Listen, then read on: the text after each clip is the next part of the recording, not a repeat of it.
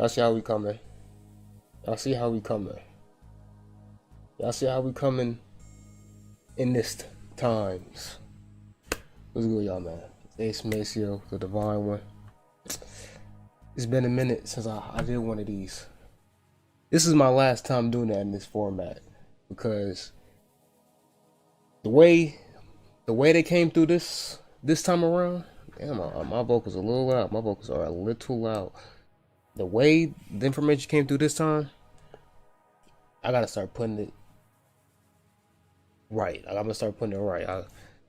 I gotta make it. I want to make it easier for y'all to see what I'm talking about because now it's getting a little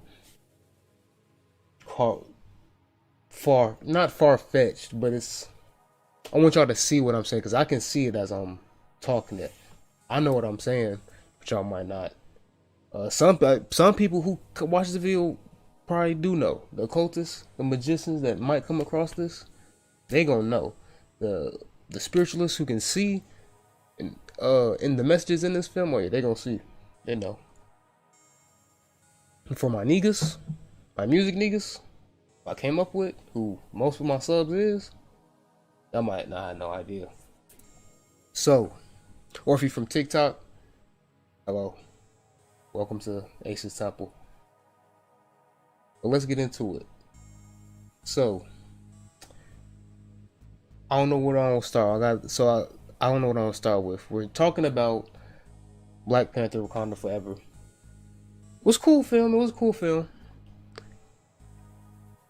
But I'm such at a loss of words. It's so damn much, bro. It's just so damn much. It's 7 pages of notes. We got 7 pages of notes. I would talk about the previews.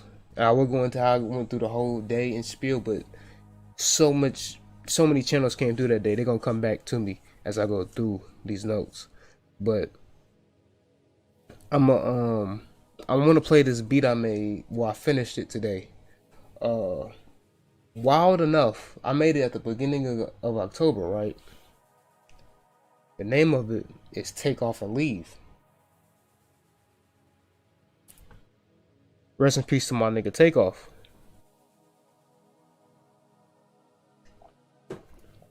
But see, that shit was crazy. I was like, how the fuck? When I seen that this morning, because I just checked, I was like, I need to finish some beats. I'm just sitting on them. I was like, I made a beat called Take Off and Leave at the beginning of October, and then my boy made the exit. I was like, damn.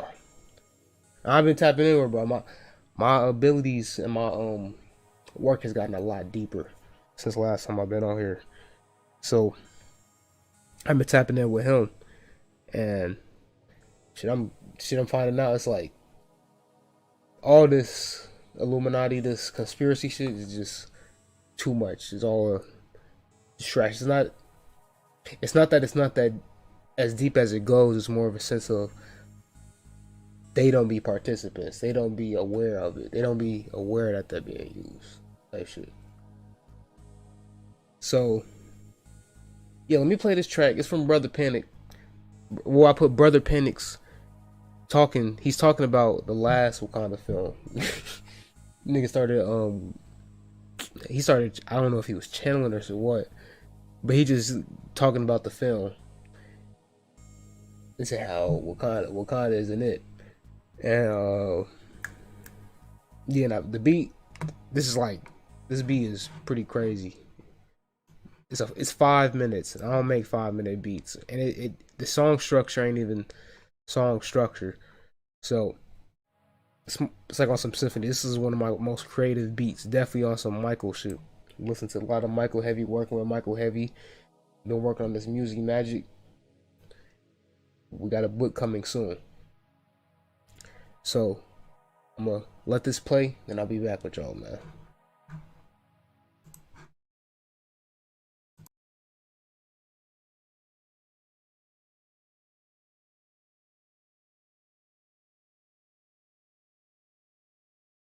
What a fucking jerk off ass movie. We accepted this shit as divinity. Where was his mother's crown? Where was his mother's crown? I did not see his mother, Angela Bassett, with the crown on. In fact, I see no woman with a crown or a throne, just him by himself. What is this? What is this? What is this? What is this? What the fuck is this? I don't know what they were cultivating in this movie, but I did not like it. No sisters were on the throne. They had them as the warrior fighting as if they were a man, which we know they can do if they have to do. But you need to see the divine queen, the mother goddess, the nurturer, the saver and sustainer, mother Isis on the throne. They could not put Miss Isis down, even though they did worship Satan, but they did not give you much on this. He just did the research and know that Satan is a panther.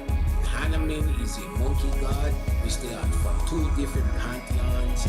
And maybe you can say they are in Africa, they are together, but the monkey king and the great gorilla was there. I don't know. This shit don't sound right to me. Everything was kind of fucked up. They should have gave more on segment as the mother queen goddess. She is the goddess like Oya. She is the goddess like Kali. She is the dark goddess. She is the dark version of Isis. And her relaxation side is Mother Bass, where they should have shown or have spoken Bassett as well. I don't remember them speaking of Bassett. Or was they speaking of Bassett and did not say segment? I don't know what these people are doing. What the fuck are they doing in Wakanda? I do not know. I could not stand Forrest Whitaker. He is sickening from day one as the butler. His old sleepy ass eye, dirty back of his neck is always terrible as an overactor. What is he doing? He does not have a place in Uganda. You should take me instead. And then when he gets stabbed, motherfuckers get all upset. He said to take him. Uncle James said to take him because he also left that child there. No one said nothing about that.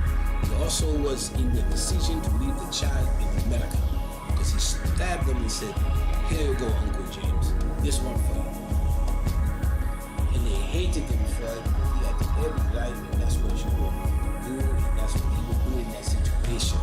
I do not understand Wakanda. Like I said, where were the women who were on the throne? Where were the kids that were thriving here in this nation? They showed no representation of the kids. They showed two kids would make up doing shit with Uncle James. But why the fuck Uncle James has abandoned kids before? Before he has done this, I don't know. I don't know why. They showed no kids in the home who were happy, who were running. They showed no animals. What in the fuck are they eating but the rhino meat? They showed the rhino, but the rhino was a beast. A beast of war. He was in war. They never showed no good meat running around. I see them censors on the company. We're not watching it, and they look like money. And he all goes people. Other thing that they showed such a one-dimensional place. They made a show the city and the neighborhood. There should be more. I think they did this to Wakanda. They used this a fucking idea. And this idea that preserved black people's stories. It was not to that. The black people are the fools of islands based with reality. Because it's so real in the dream. Simplistic and to put you to book that it is. Take this not. So fuck you.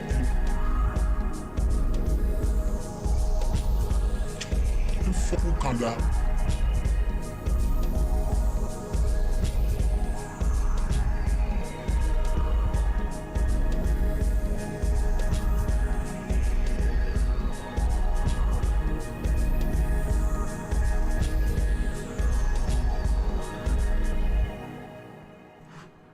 Alright, now that beat, the beat was crazy.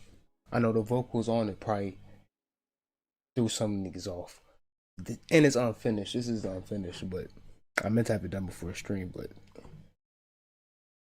we in the flow. And I'm definitely gonna have to edit this stream now, because I want to put the finished version of this being there.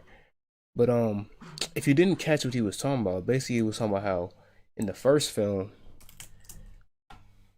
in the truth of it all, in the totality, Wakanda wasn't really on shit. First off, it was two things. Wakanda really wasn't on shit, and two, in the full lecture, he was talking about Wakanda is really the ops. Wakanda is really not the side you should be fucking with. Them is the boulets. That's what he was talking about in the lecture. Definitely go check that lecture out. That gives a lot of context to how I feel about it in this. Because the thing is, I watched it after I was seeing the second film, because I ain't watched the first film before. And because I didn't even know this shit came out the day I went. I was just like, let me see what came out. No, this is what happened. I seen Black Panther came out. I didn't know it was the release date, and I was like, all right, I'm ready to go. Went, found out it was 3 hours long, bro. I was like, but it didn't feel like 3 hours. It crazy, it didn't feel like 3 hours at all. But the whole train of thought that went left. See, this is what I mean. I'm gonna have to record. This is why I said I'm done doing this setup for the way the streams. I'm gonna start doing PowerPoints videos, just not live streams, because I want to bring the information correct. This is still correct. The information got to come out. That's why I'm still coming today. And plus, I already made the obligation. I already put out in the universe. Now I gotta come through.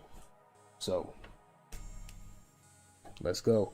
And oh yeah, so he was saying, oh yeah, that's what he said. So he's saying really Wakanda wasn't really on shit. He was even saying, he was like, did they have Bastet? Or they said they was, and I even got Bastet in the builder. Actually, oh my goodness, I knew she was gonna fall. Oh my goodness, every time. But yeah, I've been working with Bastet. Great protection. It's like, but it's like he was even saying it's like the peaceful side of Sekhmet. But they have heavy Sekhmet. They use a lot of Sekhmet imagery in this film, and they had all types. I was seeing all types of spirits. I was seeing all types of symbology, and we gonna get into it. But I want to let y'all know first things first. We rocking with Talokan. This ain't it. This ain't it. I was watching Dreamwise, and his wife. They was talking with D-Ray. That's her name. They was talking before they went to see it, to have a podcast, and they was like, they was talking about how the X symbol means death when exiting the body. I was like, that's crazy. You mean to tell me? So if I go like, I'm not doing that shit, I'm going like this. They was like, if you do the Wakanda symbol, that like what that represents is death and exiting the body, astral travel. But they meant like death. They would do, because that's how they would mummify the bodies. And it's also the same pose that Osiris does. If you look at any picture, most pictures of Osiris, he goes like this. So I was like, oh, so I see that symbolism, and now I'm looking at it like, so they have Osiris. If that's the Osiris symbol, and they got Chadwick doing it, and we see what happened to Chadwick, I was like, oh. And then I seen, oh, they actually got the Osiris Isis playing out in the film. So we're gonna talk about it. We're gonna talk about it. Now, yeah, if you want to see me talk about the previews, because the previews was, they had the John Wick film. Yeah, I made them on TikTok, so go follow me on TikTok. Those snips. I'm not feeling like going through the whole day. But I've been heavy and chill. I figured out the sauce, guys. I figured it out. What's good, man? Shalom. Good, interesting. What's good? Yes, but I figured out the sauce. I finally broke through. I have a much better understanding, confident understanding. Like, okay, I see now. I always know I had a lot more to go, and I still got a lot more to go, like to reach and understand. But where I'm at right now, compared to even where I was, where I'm at right now to 3 months, crazy jump. Where I was not, but that same way I say a crazy jump from last 3 months, it's really crazy now from where I was this time last year. Completely different energy. So that's the power of work, or me going into hermit mode, or following the spirit. Because that's one thing I do. I follow the spirit, and I learned, do not listen to spirit, especially if you can heed the messages. Oh yeah, especially if you can heed the messages. If you don't listen to spirit, that's tough. That's tough. I can't even see the full chat. I don't see what y'all talking about. Why is it? Well, yeah, I can't see the full. All right, but yeah. So the way I do my decodes, I go scene by scene because I take notes while I'm watching it. And I just, any lines that pop out, anything I peep, any symbology, note it. So I'm gonna just go down my notes. Anything else might come back to me. Yeah. So yes, spoilers, of course. If you haven't seen it and you don't care about spoilers, stay and you here for the information, the knowledge. This is place. If you care about knowing what happens, want to see what happens with Wakanda and Talokan, or you probably even know what Talokan is yet, then wait, just put this in your save, watch later, and don't forget. These motherfuckers be forgetting. So, because you don't want to miss this. Film starts. Shuri's like, oh yeah, and I'm not good at character names, so like a lot of these characters, I figure out the names after, but yeah, we see. So, film starts. Shuri's in her mind. She's in her head, calling out the boss. She's like, time's running out, help me heal my brother. I was like, okay. I was like, they're starting with boss. I was like, okay, we in there. I was like, okay, we in there cooking up.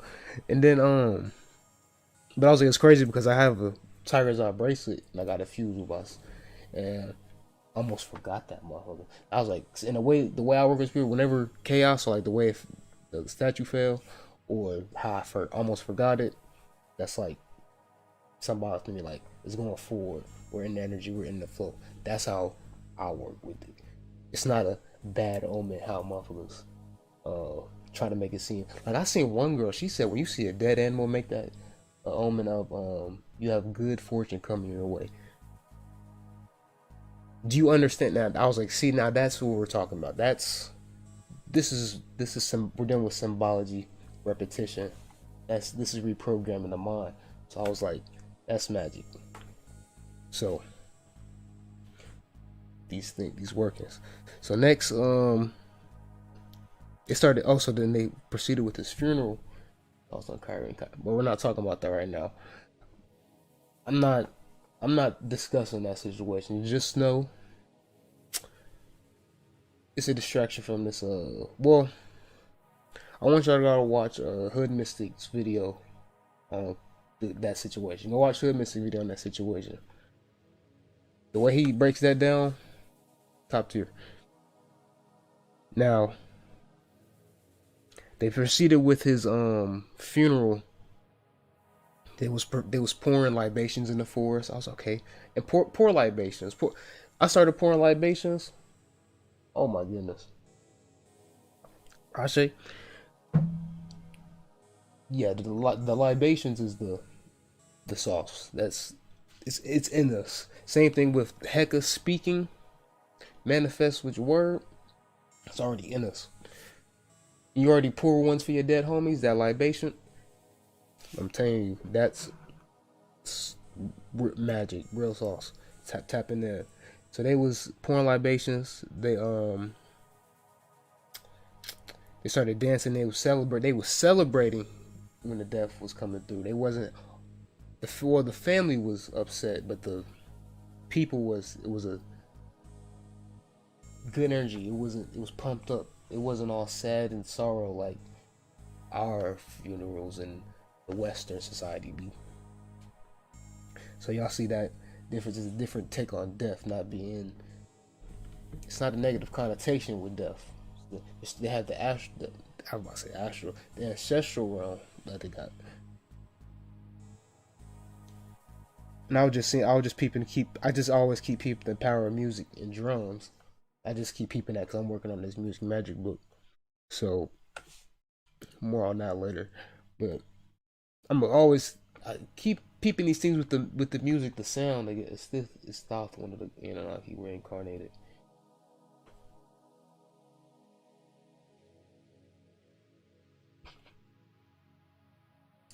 You got it backwards. That's all I'm gonna say. You got it backwards. When we dealing with these deities, the Hutithaf, especially the Egyptian netters, they are celestial. So they reincarnate, they incarnate, I should say, into avatars. A lot of these spirits, like especially the Hindu Shivan, and they incarnate into avatars. So is thought when the Anunnaki reincarnated? It's a matter of he's probably, if there was a physical manifestation of Thoth, we would probably see him as Anunnaki. And even our understanding of the Anunnaki isn't correct. So I'm gonna discuss more on that later because I see it in my study. Like one of the things I gotta go across because I seen a correlation with the Sumerian mythology, like the actual Sumerian mythology, not the Zechariah Sitchin. But that's in the future. I'm not there yet. I'm on some other. I'm gotta stay work where I'm at. But back to this. So they had this man's casket. They had his body and his casket ascend.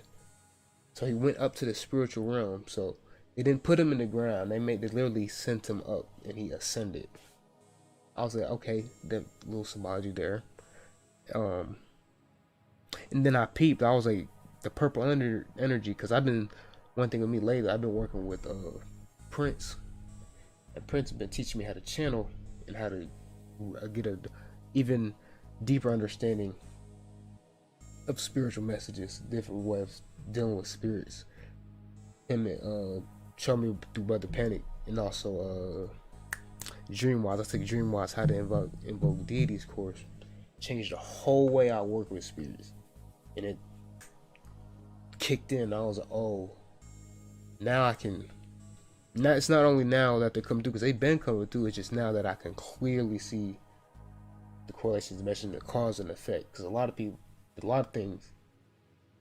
time, when people get into spirituality or magic and try and deal with these spirits or these energies, they can't understand the messages. They don't understand the symbology that's being sent their way, or they don't know how to decode it, how to apply it.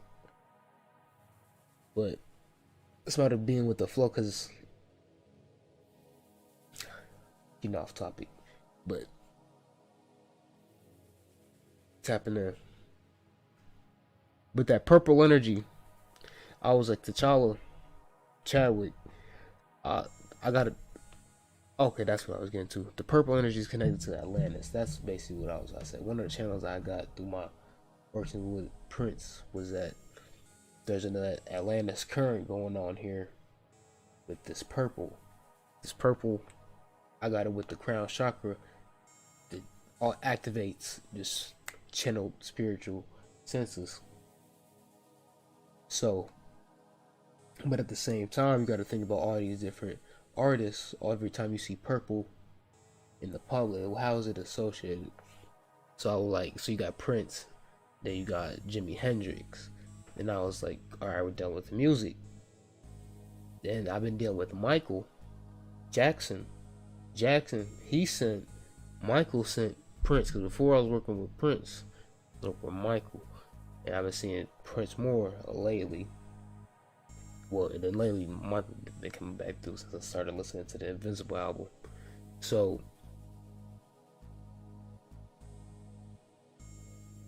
what was I about to say? Oh yeah, Prince showed that Sam Campbell about to go out.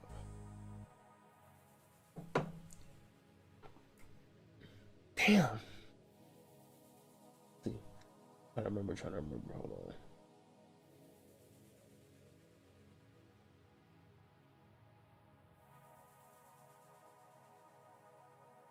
That's tough. It'll come back to me.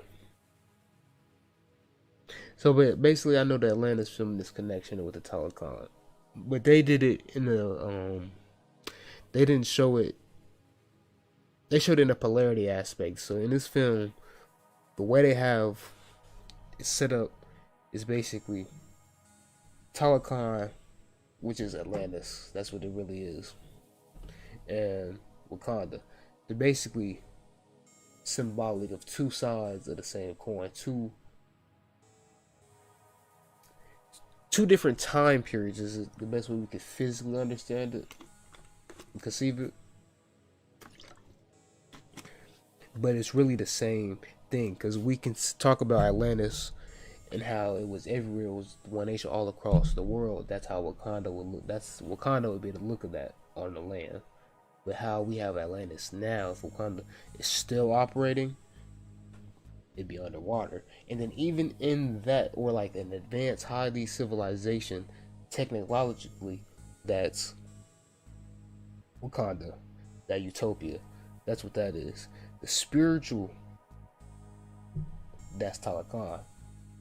Now, Talokan, when I get to it, I'm gonna get to it, because when I watched Brother Penix on the Avatar video, he dropped a gem, and I'm gonna correlate it to here.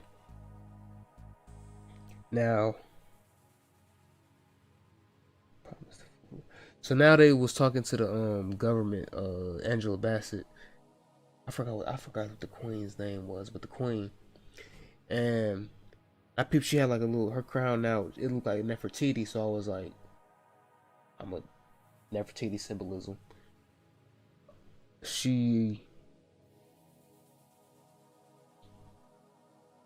They was trying to get her to give the sauce on vibranium. They wanted that vibranium, and she was like, we don't trade it with nobody, period.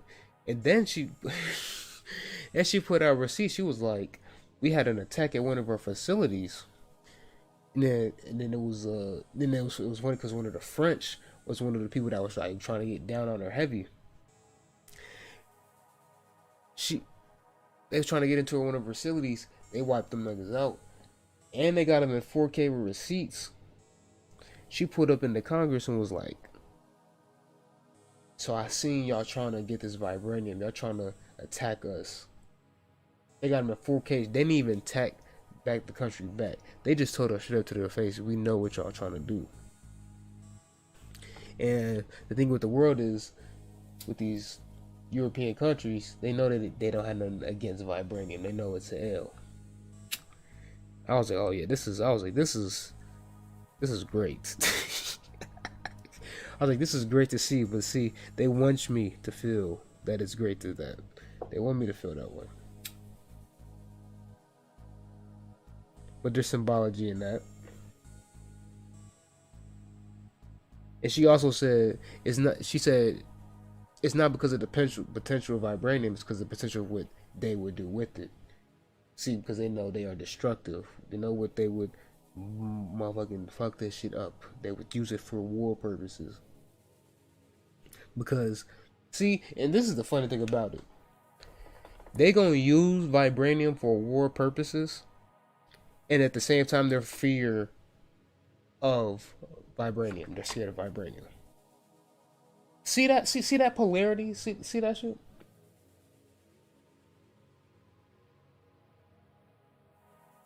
And I was like, it's funny that the French, Napoleon, same nigga that shot the nose. I was like, see, niggas really got smoked with the French. And I was like, and they actually talked about this French shit was crazy, because they was up, bro. Because I'm gonna just have to say it. See, this is why I say I do the PowerPoints, because I can skip forward. I ain't gotta go scene by scene. But later on in the movie, they was in Haiti, and they was speaking French.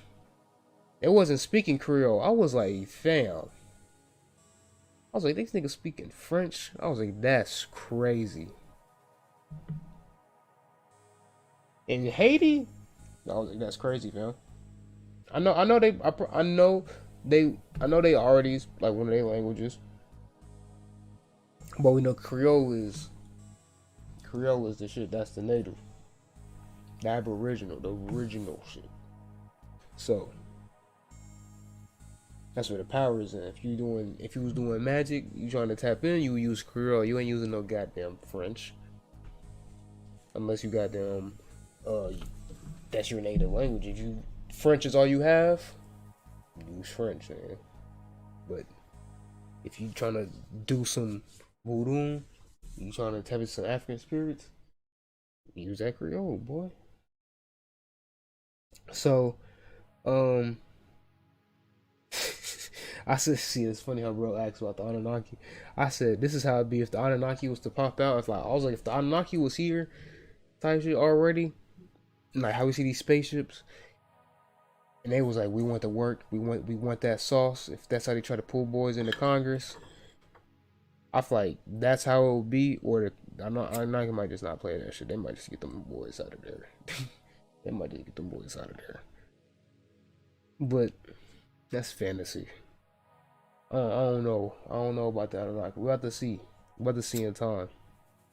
I know the Anunnaki are real, but it's in a sense of,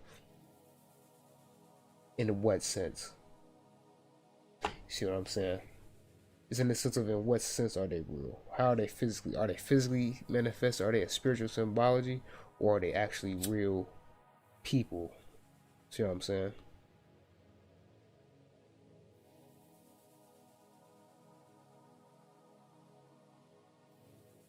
See, yeah, spirit's funny. Spirit's funny. I'm just thinking back to some spirits funny.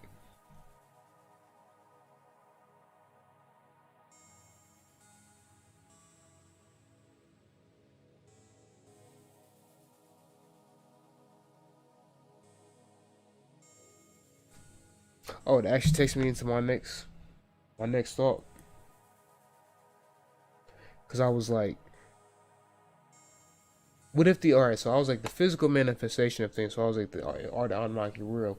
So I was talking about the physical manifestations of things. I was like, are these films the future, or are they the physical manifestation of what is happening spiritually? Because see, really think about this. We know we're in the age of Aquarius. How we would say we're in a certain time. Shit is going on spiritually. We know there's a spiritual war going on. Shit being done to us. But there's also another type of war going on. We're seeing it play out. But what if we're seeing it play out in these films as well? Or we're seeing a certain timeline play out. Because I really feel like a lot of these films are declassification, like disclosure. And especially at the times they become out, it'd be very interesting with the times they become out. Like when the Eternals came out, and they had a volcano about to erupt, right? And at the same time, they had an earthquake, and they was talking about this volcano was gonna go. I think a volcano eruption had happened, or this earthquake had happened in this island, and then the earthquake had happened because bro's hand was rising and created an earthquake. That's what happened in the Eternals. The same shit happened in real life. I was like, hold on. It was the same day of release. I was like, same week. I was like, you can't make this up. So there's definitely another level to these films. Yeah, that's a roach. And the thing is, it's energy manipulation, because if we didn't have these movies and everyone was seeing them, everyone would be programmed by the movies. It's a thing of, would it physically manifest to us? If we didn't have all these movies, these stories, would it physically manifest to us on this realm? Because on a higher dimension, on the astral plane, I have no doubt that this is happening. Actually, I know that it's happening probably for a good sure in other timelines for sure. But I know there's shit going on in this timeline too in that other world. But it's a matter of, exiting. We're gonna be out this motherfucker at death anyway, so this shit don't even matter. Gonna be beyond this. But yeah, that's spirit. That's chaos. What? As we go on. Now, hell. Alright, so now they was in the Atlantic Ocean trying to mine vibranium. Atlantic Ocean. Atlantis, that's obvious. They tell you. Vibranium. And remember that oil spill? And they had that oil spill and it was like fire under the water. See where I'm going with that, with this? See where I'm going at with that? Now, what did they find under there is what I'm saying. And now they started hearing sounds, right? The music, they in the film, it was like music. You was probably think it was just music playing, but it was sounds they were hearing because like later it was on the phone, and where she was, the music would cut out, and then when it got back to the boat, you would hear the sound again. It was like a choir. That's them sirens. They didn't say nothing about saying it wasn't mermaids. None of them was mermaids. They ain't had no. It wasn't looking like no Ariel out there. But even that's a connection because we know the Little Mermaid about to come out. See? And we know it's another black film they're putting on our Disney. We see what Disney's doing. We see what Disney's doing. And now, because we're dealing with blue people, dealing with these Atlanteans, these Talokan, they have another name. Ententouans, I think that's what it is. Ententouans. Yeah. And they said they thought it was the Wakandans. Which that don't even sound like coming off the tongue. Wakandan sounds crazy coming off the tongue. With the they had the Ententouans. I'm gonna say Atlanteans because that's what they were. You know what I'm saying? And then at this point, this is when it kicked in. I was like, music magic is Atlantis magic, and I'd have to break that down in the book. That's a whole other discussion, but that's, let me think about it. Now, when they popped up, they was looking real tribal aboriginal. They wasn't looking all technological. So I was like, okay, we're dealing with the Aboriginal natives. We're dealing with that aspect now, not the being at the top of society. Do y'all understand what we're dealing with here? Wakanda is the peak, being like we the top shit. We got everything. We got all the technology, all pride, ego shit, all what we were at one time. At one time, and that's what a lot of people should like to pride themselves on, what we were at one time. The thing is, what are you now? What are you tapping into right now? And the thing with the Talokans, it's not a matter of them. It's a matter of what they represent, the spirituality. That's what they are. The other side to what we used to be. See, and while it's a thing of used to be, the thing with Talokan is the energy they was bringing versus the Wakandan energy. Wakanda, the things, but see, I can't even denounce both sides. I can promote both sides and denounce both sides actually, because I seen what they did. With Wakanda,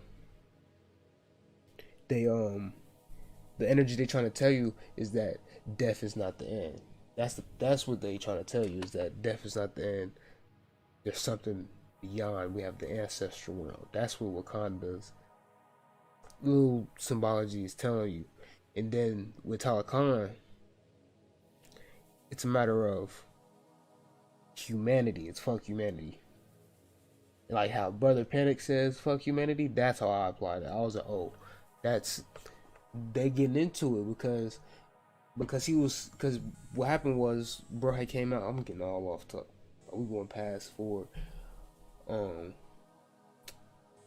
That man named young Namor had came out the water, and they was burying his mother, And when they got back to the land, they had the slaves. I was like, and he was like, "What is this?" And he wasn't like that, but he seen it and was like, "Oh nah, this ain't how it's about to go down." So he was like, "Fuck humanity."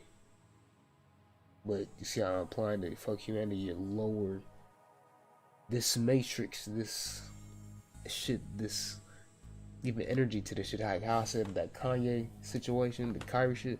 Why I don't give my energy to that shit? It's like, bro, that shit is a distraction. Like niggas is the thing is they not wrong, but my thing is I'm not gonna sit here all day and argue with niggas about that shit. I'm not about to be at the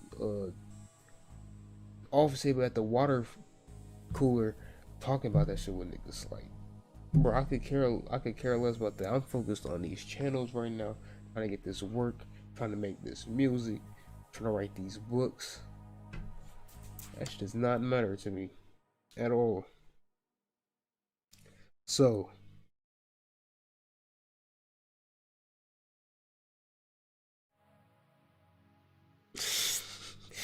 niggas knows was funny because she was showing them right, and she hurt shit. She had get let off way more than the extended clip. So she was letting them off, and they wasn't doing shit. And I need to take these damn headphones off because I can't hear nothing anyway. Been nothing but silence. And then bro, this shit was crazy. So fast forward, they said T'Challa had died from undisclosed illnesses on the news. That's what they said. I was like, what? They said T'Challa died from undisclosed illnesses. I was like, fam, this nigga Chadwick died from cancer and nobody knew. I was like, y'all niggas. And my thing is, I don't know when y'all filmed this either quick, because this movie came out fast. It felt. I don't feel like it was a waiting period. And not just that, I was like, did y'all edit the script? I was like, did y'all make these edits? I was like, fam, there's a lot of edits y'all was putting there, bro. Because I know the original idea was the role of Chadwick in the role of the Black Panther. And I can still see how they manipulated with putting Shuri in that position. Remember I said that. Remember that. They put Shuri in that position of the Black Panther. But what was Chadwick's role? See? Now, where we at? Oh yeah, I said that. I was like, that's a ritual type shit of like the symbol of characters and the energies, mythologies interchanging with the reality.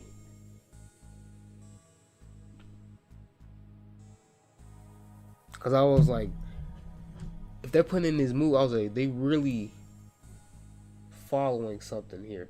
Now, if I had, actually, I do have another example of a mythology being played out through the films or career, but the way that it happened in reality is different. And the thing is, I don't think Chadwick and them was aware of what was going on. I don't know.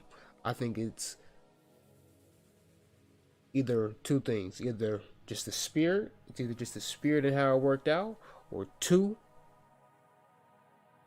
the energy put on them by whoever, and they're manipulating it how they see so fit. He said that one of the two. It's either the spirit or someone putting the energy on there to manipulate it, even in itself, still benefiting us as well. Because see, the thing is, if they making him Osiris, because that's what I'm really getting to.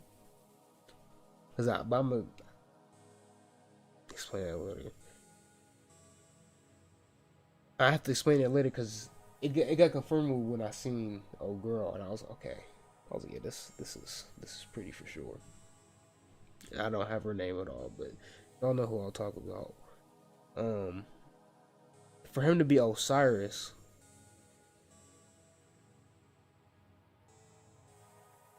can't go wrong with that. Can't go wrong with being Osiris, nigga. Ain't go wrong with being Osiris, nigga. What? Shit, that's the goal. That's the striving. Go to be your spirit self, be all of them. You know, Osiris is the cool archetype, nigga. You can't go wrong with that. Now, uh, now the queen, she had Shuri doing shadow work because she was you could tell she was fucked up, but like thing with Shuri is Shuri didn't believe in the ancestral realm. She didn't believe in none of that. But she was calling out the boss though. She was calling out the boss though. But I guess that's why she wouldn't believe it. And another thing about Shuri is that Shuri is a scientist. So they're playing on how scientists atheists. They're also playing on that. How they don't believe. So they took her in this film. They're also doing that shadow work and a lot. And the thing is, I've seen a lot of similarities between this film and The Woman King. We'll get into that more later too. And I was like, it's a lot of shadow work. They're showing you how to do shadow work. So y'all can't tell niggas, how do I do shadow work? I don't want to hear it. I don't want to hear from anyone how to do shadow work. You can't, like, if someone's asking how to do shadow work, they can't be serious, bro. Hold on, where's bro book? Where is bro's book? Is this it? No, that's not it. I don't know. And you see, I got it on. Hold on. Damn, it's like over there. Fuck, I don't know where that book is.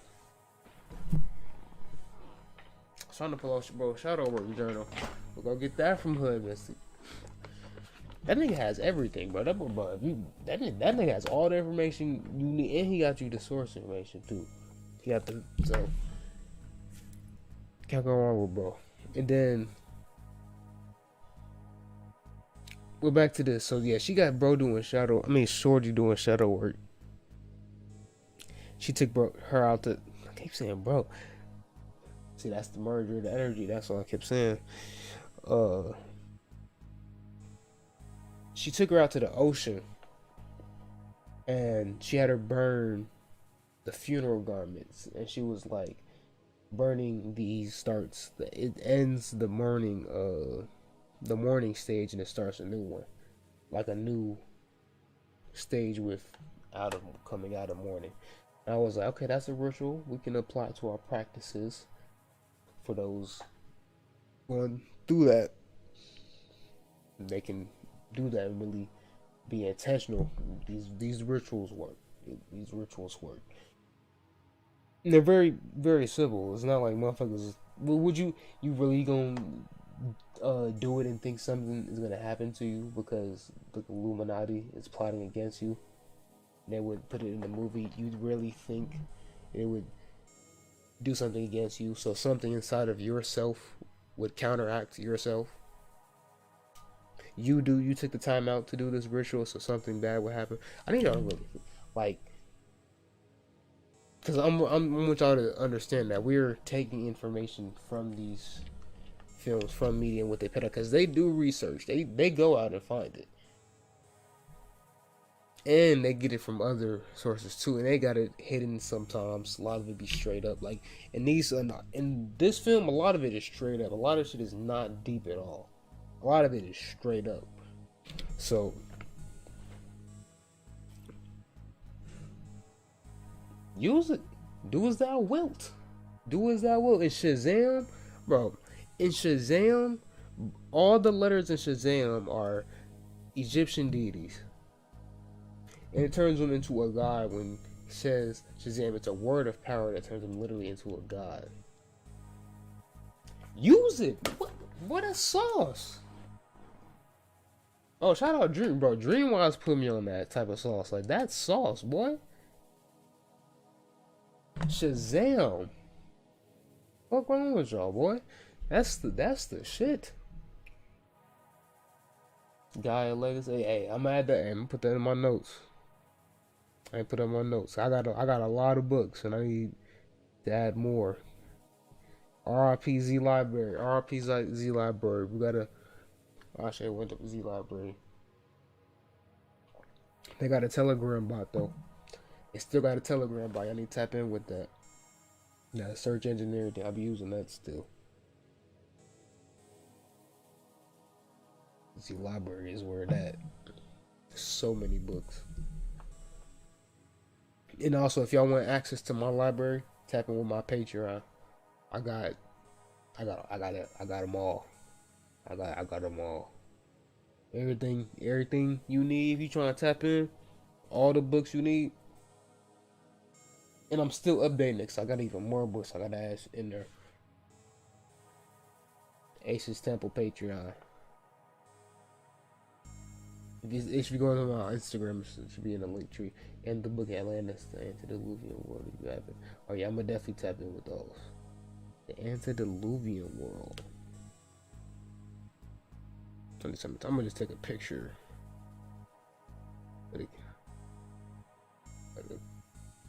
Got you. Alright. One last book. The Secrets of Immensity, the Voyager's Transmission of the Emerald. Oh boy. A lot of books. My pockets. I just bought like so many books. I'm getting into the Hindu current.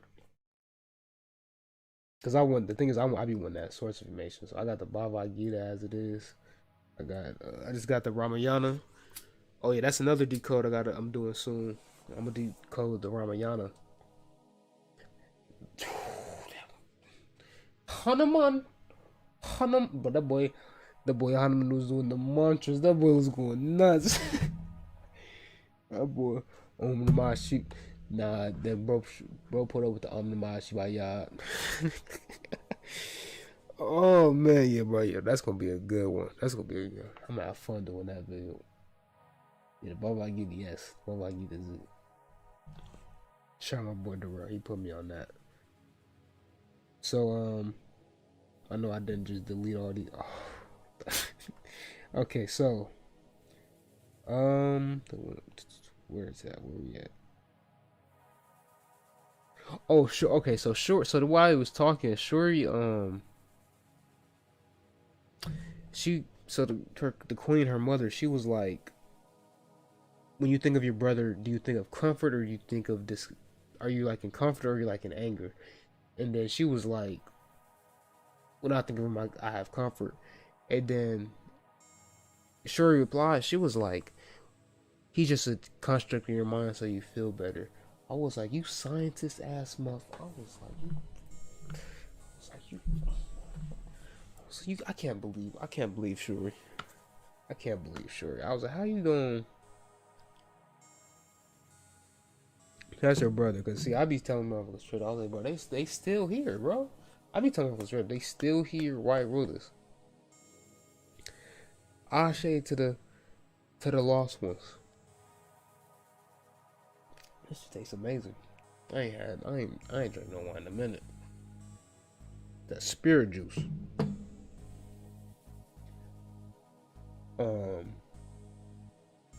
Yeah, she said that's a construct in her mind.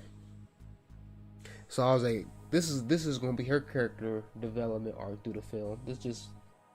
And I see they're using. Oh, see, that's what I'm saying. This shit ain't deep. They just be doing shadow work, character development arcs through the film. But I like how they show it because a lot of people have gone through this. They can feel it. So, but in them feeling it, that's how they can get programmed. They can get lost in that feeling. Did you ever do the blow that's infused with wine? Infused with wine? No. That's interesting. Nah, like taking like the Blue Lotus herb and then like having it soak in wine and then drying it again, or like making like a tea and then infusing, like mixing it. How would you do that? That sounds interesting. Cause I fucks with the Blue Lotus. That's my sheet. I fucks with the Blue Lotus. Yo, my mic. Okay, I thought my mic. Crazy. Now, oh boy comes out the water.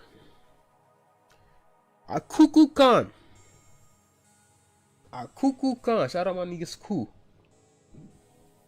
Like you soak the flowers and extract them and wine in about the street. Tend the flowers and drink up. Nah, that sounds very ancient though. And I see your name is Purple Flower, so I know you know. Yeah, that sounds like some sauce. That sounds like some sauce. Yeah, I'm about to try that. And if I'm about to find the time to do that, or find some Blue Lotus infused wine. If I could find it, that'd be great too. Nah, Cuckoo Khan. I haven't looked into that name more, but name more pulls up. And then I peeped. This man had wings on his ankles. Wings on his ankles, my boy. I was like, okay, we're dealing with Hermes, messenger god. How he got the wings on his ankles. I was like, that's Tahuti. I was like, that's Tahuti. Now, the thing with that,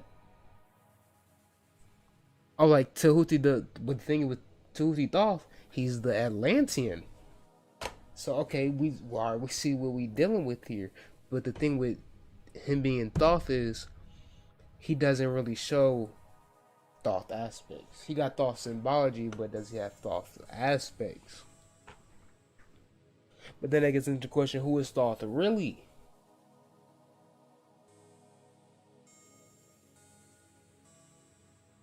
I'm gonna just drop it on y'all. Fuck it. I'm gonna just drop it on y'all. Fuck it. So I was listening to Panic. I got his Patreon. I finally got them access to them old radio shows with Miss Blue. And he was telling one dude, because one dude had a dream, and he was like, he had seen monkeys and dogs fighting, and he was talking about, and he was basically saying that's Thoth and Anubis. That's that energy merging, but they're really the same deity, they're the same energy. And then he got to breaking down how a lot of the these Egyptian deities really at one point one Egyptian deity, and that Egyptian deity became the bad guy, and that's Set. Yeah, I was like, oh, so I was like, okay, but now I gotta find that information. He's like, that's the Mark Morgan books. So I got tapping with those, but I was like, okay. So he was basically saying how Set, he was basically, I think Set was the deity of all of them together that he was referring to. But he was basically saying that the deities were Thoth, Anubis, Osiris. I think those were the three. Set. I think I got it in my notes. Hold on. Thoth, Osiris. I gotta find that later, but see, yeah, this is why I said I started doing these in PowerPoints. But when he dropped that, I was like, "Oh, that's something." Something in my spirit says, because it makes sense. I can see it. I was like, it makes sense, because the thing is, those three deities, they're all afterlife deities. They're all afterlife deities. When you go to the halls of Mayat, the halls of Amenti, that's what you're gonna see. You're gonna see Osiris, you're gonna see Anubis, and you're gonna see Tahuti. In the context. And of that path working. Because see, now that I understand that mythology, that's a path working, a way to understand it, that's what that is. But see, Brother Panic broke even that down, how that's actual chemical, a more practical, like more directorial, like it's actually something to it. How to die and not come back, that's like what that is. And like how they're not just symbols, how to actually understand that. He broke that down. I was like, man, that was like, bro, these niggas be shout out the teachers, bro. They be dropping great ass information, bro. They be dropping great ass channel, and we here to continue to work. But I was like, God damn. I was like, God damn. So I was like, so we're dealing with Thoth here with this boy Namor. Let me get back to my notes. Damn, this shit long. God damn.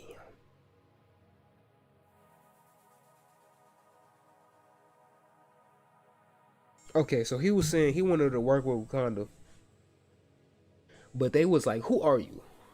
They wasn't fuck with, bro. They wasn't fuck with, bro.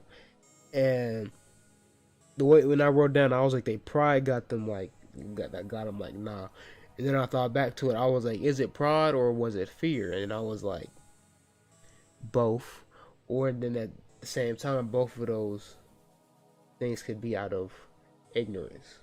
Is why I say pride is because they was like, no one has ever made it through the walls, no one has ever made it through the boundaries. How did you get here? That's what I meant by pride. Like, how the fuck, like, nigga, feel disrespected? That, especially because he came up calm. He was like, they was all trying to talk to him. He wasn't answering their questions. That's what I'm saying. Like, they felt like they deserve. That's their idea of respect. His idea of respect was coming calm, peaceful. He was like, my mother told me about a place like this. I can name more, boy. That boy Namor. And then he got to telling them, he was like, vibranium exists outside of Wakanda. And that's when I was like, they was in the Atlantic drilling for vibranium. They knew it was somewhere out there. They knew it was the Atlantic Ocean. That's how they're alluding to it being Atlantis.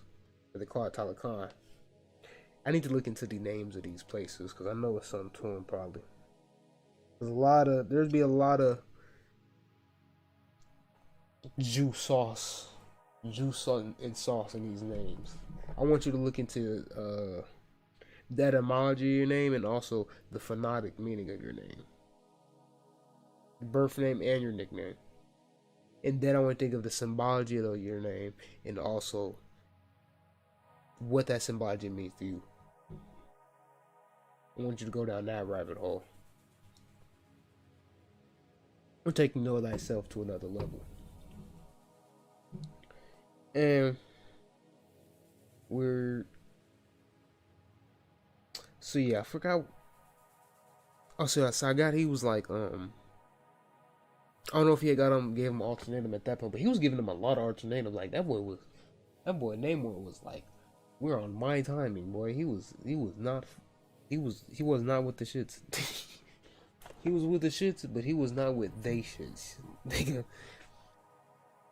So I guess so. Alright, I just wrote. So this is what I wrote. I said, 19-year-old girl. This ended up being Ironheart. She had made a vibranium detector for class, but they said they had thought that she had made it for the CIA. The way what happened was she had made it for a class project, and then they got the trope on how her teacher said she couldn't do it. Black girl magic. Black girl ain't doing it. They got to pull on that. And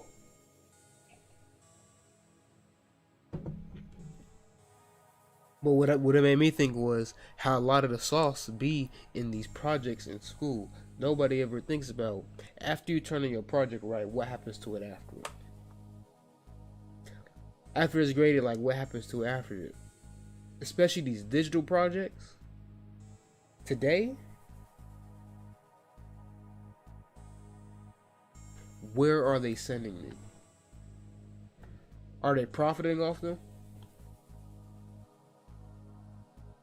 Let me find out one of my essays being used for practice. I need my money. Something better, give me my money, nigga. I need that. Cause that's ridiculous. That's like, cause basically they made a vibranium detector. They profiting off of it. They using it.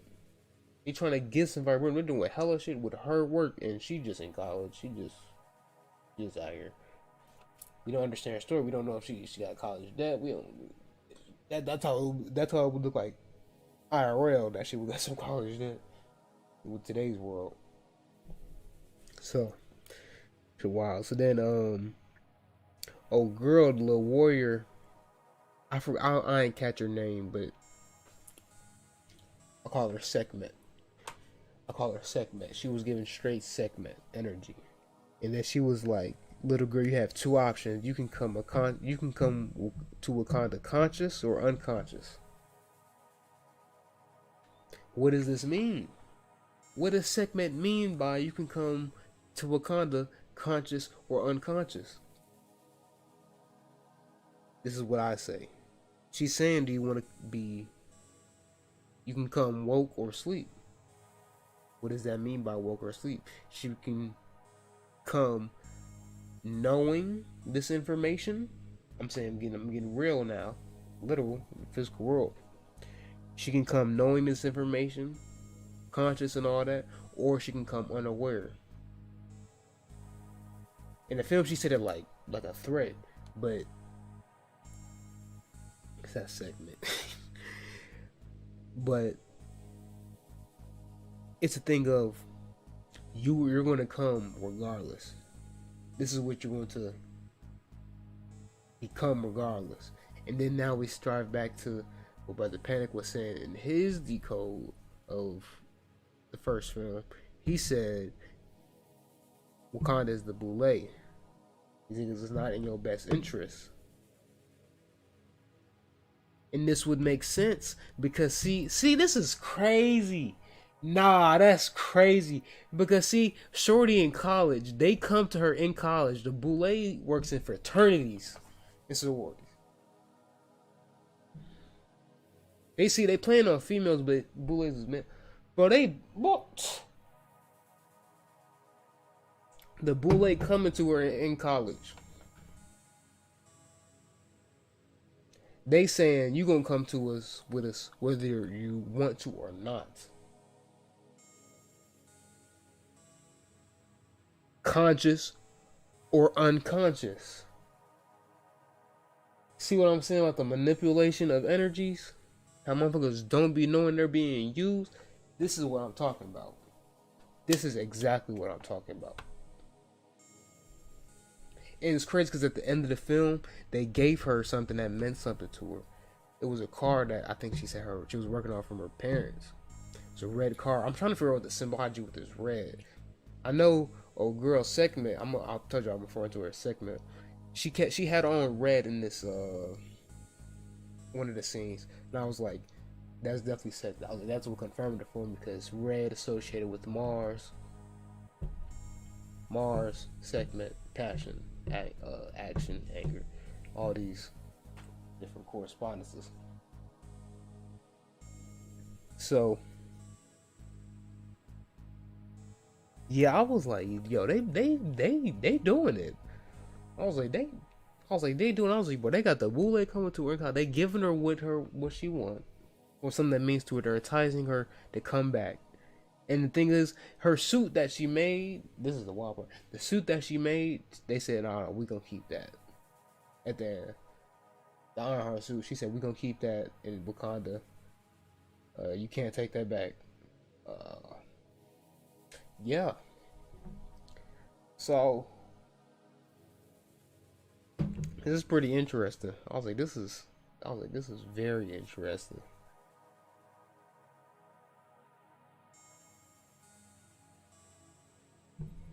I see. That was some good ass wine. So they got to in the lab. Oh, so they went to her lab, and she had got upset because the FBI showed up. But this scene. Now I want y'all to get this. She was upset because the FBI had showed up when they was working on our lab, and she started burning all her papers and research. Emotions.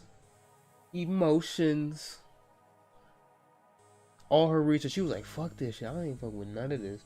Oh, she was like, "I don't believe these." She was just going off. And I was like, "Cause the FBI showed up." I was like, "Damn, she got that much fear of the FBI? She don't fuck with FBI at all." She got little goddesses. Yeah, she has little goddesses with her. She worried about the FBI. She got some Wakanda, and she know about. The thing is, when Shuri pulled up in her room, she knew who Shuri was, so she know about Wakanda. She know about vibranium. And you worry about the FBI. This is this is programming. That's what I'm saying. This is programming.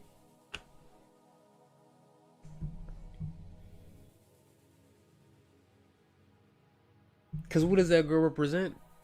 What does that girl represent? Well, the young black woman in America. That's what I would say. That's what I say. I was like, and the thing is, she ain't do no wild shit. She ain't do like none of the Meg shit. She ain't do none of that shit.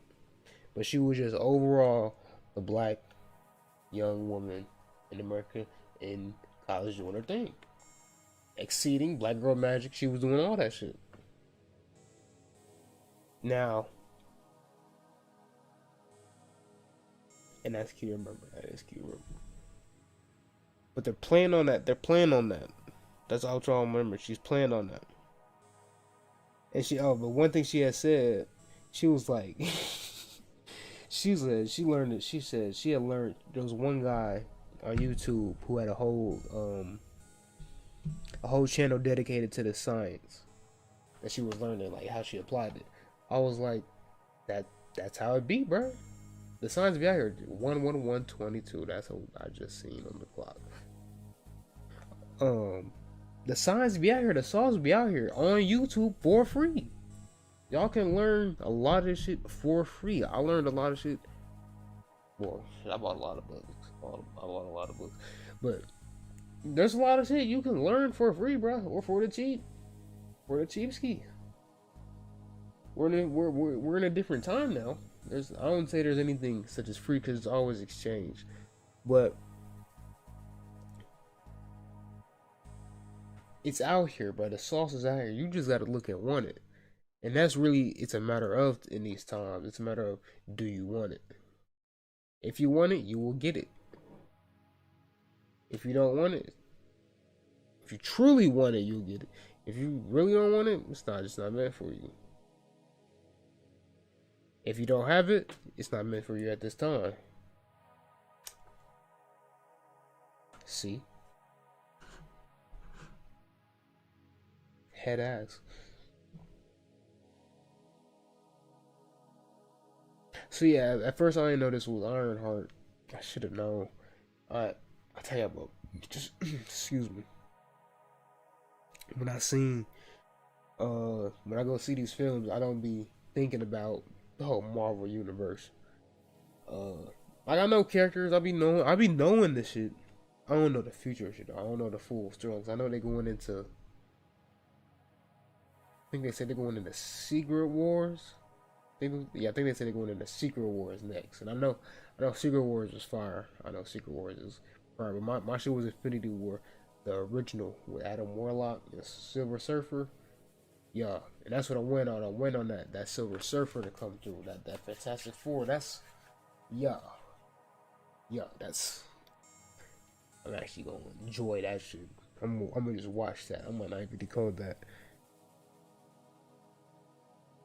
So at this point in my notes, I got to breaking down the because I started peeping. It was I called the scene a triple goddess scene. It was just an action scene. They was fighting. And because in the Woman King, I peeped they had the triple goddess. It was with three goddesses. Young girl. Well, they had to play on multiple. They had multiple triple goddess aspects in the Woman King, but here they had it. It was Shuri.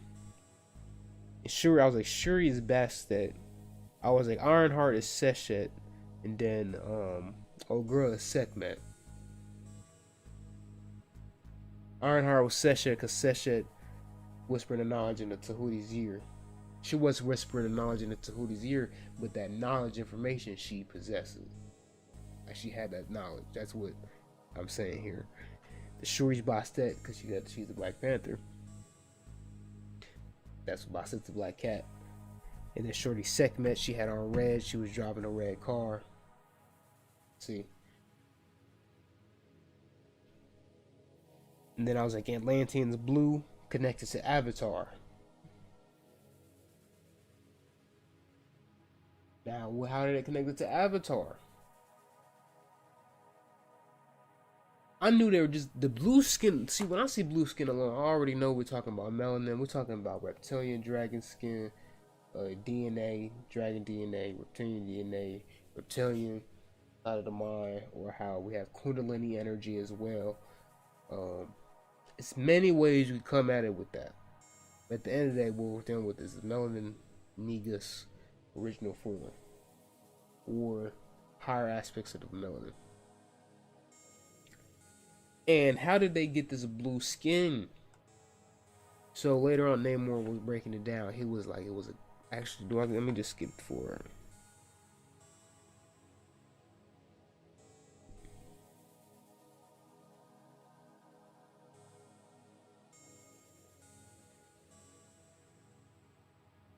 Yeah, we right here. Yep. Okay. Yep. So this is what happened. This is how they got the blue skin. He was like, Spanish conquistadors brought smallpox, because he was like, he's from the 1500s. He had brought that up to Shuri and the Queen. He said that he's from the 1600s. I mean 1500s. And when the conquistadors brought smallpox, they was all sick on his island, and they said they went to a god named Chalk, god of rain and abundance. I'm gonna do some research. We're gonna have to tap in with Chalk. We're gonna definitely have to tap in with Chalk. I'm for sure gonna tap in with Namor, but we're gonna tap in with Chalk. They said Chalk brought through. He had this like elixir. It was blue. Mine was blue, and his mother had took it. The whole population had took it, and they became blue. And what happened was they couldn't draw air out of the oxygen. I don't know if y'all hear me. They couldn't draw air out of the oxygen when they took this elixir, this blue drink. So they could take it from the sea though. So now the question begs, what is the blue elixir? The drink.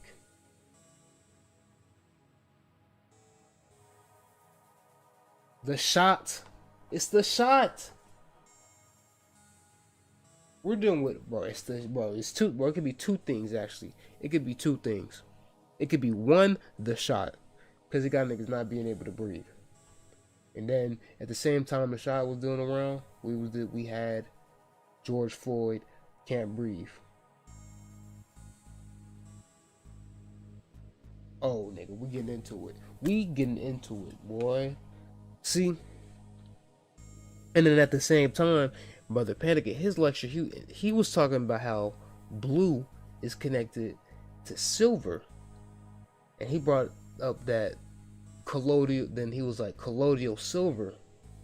And I was like, oh, because I know about colloidal silver from bro Yusuf. He be talking about take colloidal silver that I think he said it opens up his third eye, helps with astral projection. He said does something.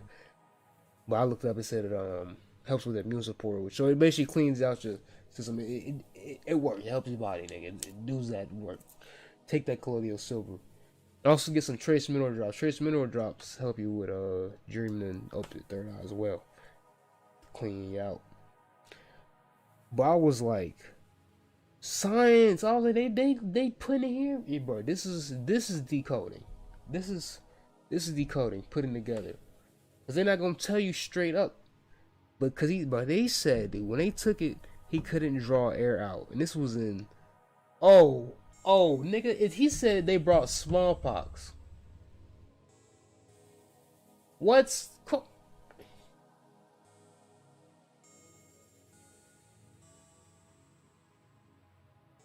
I don't know how long this is gonna be on YouTube. I don't know how long this is gonna be on public.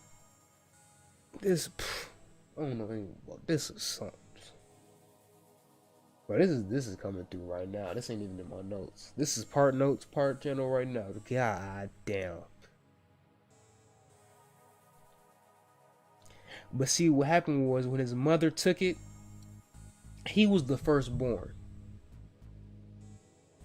He was the firstborn, and he became he was their prophet. He became their king. He was the one. He was their Neo. He was the one that led them to the promised land. He was their horse. He was doing the shit.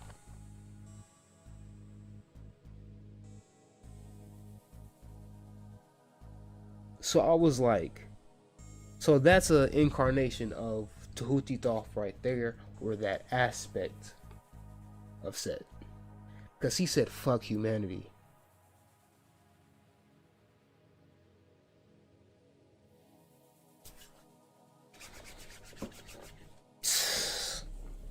Sauce, boy.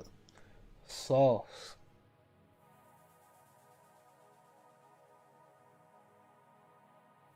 And then, oh yeah, this is in my notes. I was like, this is the moment Channel had. I said, this is the moment. I was like, this right here is what Prince in spirit has been having me learn how to channel for exactly this moment.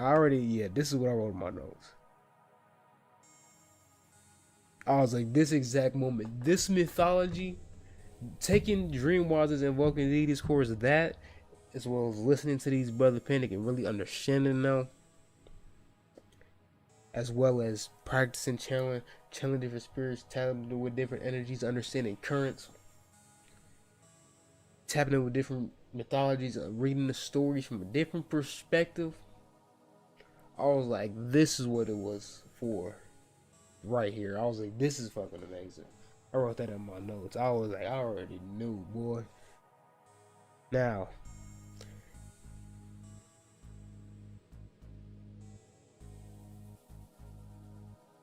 where are we at? I'm gonna go back up to. I'm gonna go back up in time with how I was going with the film. So yeah, they had to fight with the FBI. Yup. The Queen had this white hair throughout the whole film. I don't know what's up with that. I don't know what's up with that white hair. I don't know what she was shooting for with that. Needs to do some more research.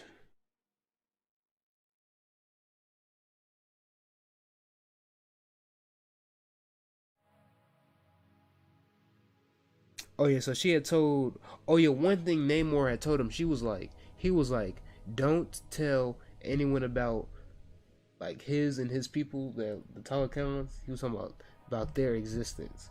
He was like, don't tell them. She told the colonizer. She told this man about. She didn't tell him directly. She was like, there's something else out here. That's all she said. But I was like, even that, I was like, this is symbolic. Like, this is what we talking about here, bro. This boule, they're working with the. See, what's good, bro? What's good? It's 8 o'clock. Man, I know AEW on, boy. I'm trying to. How close? We almost there. I'm about 60% in. I'm trying to catch this. Takeoff said he trying to watch. Takeoff said he trying to say what's up. I'm trying to see MJF win the title. So water. I think they had water. Oh yeah, bro had a water birth. Oh yeah, so yeah, bro got the broken down his story, and Oh nah, fuck it. Nah, I'm wrong. Okay. So yeah, she told bro about the colonizers, and then they started showing Haiti. This is what made me start going with. This is what made me watch Brother Panic's Decode when I seen Haiti in this film, because in connection with Avatar, he connected Avatar with Haiti. What was going on with Haiti at the time? So now, if we're bringing back Haiti again, that's very interesting. And somebody else, his name's Harunaki, I think. He be talking about shit at Haiti going on. And I was like, yeah, they be. So I was like, I see how on the world stage how Haiti plays a big part, and he was talking about how Haiti is the heart of the world. Is the heart of the world, because you got Haiti, hate. The polarity of hate is love. Originally, Haiti was on that timing, on that shit. but they done manipulated the energy, so now it's a whole new shit. You have old Haiti, new Haiti. They done manipulated. So I was like, okay, this is different. And now and then this is what I was saying. Why was they speaking French and not Creole? And the queen. Oh, so the queen had went to Haiti and she was trying to find. I thought it was other there, bro. I guess it was T'Challa's wife. I don't know her character's name, bro. I don't know her character's name, but basically she said she infiltrated many nations before. She said she infiltrated many nations before. And when I heard that, I was like, that girl is ISIS. Off that alone, I didn't know she was T'Challa's wife or anything. I didn't know about none of that until the end of the film. But I was like, that's 100% ISIS, because from what I know and what I do know, for ISIS, she, after Osiris' death and after his body was put all over the world, all across the desert, she had to disguise. She had to manipulate. That's when we get into dark aspects, different aspects. She had to by any means her way. She had to by any means her way to get this shit, to get back Osiris. So, but that's that spy aspect. I always, when I think of ISIS, I start thinking about Carmen Sandiego.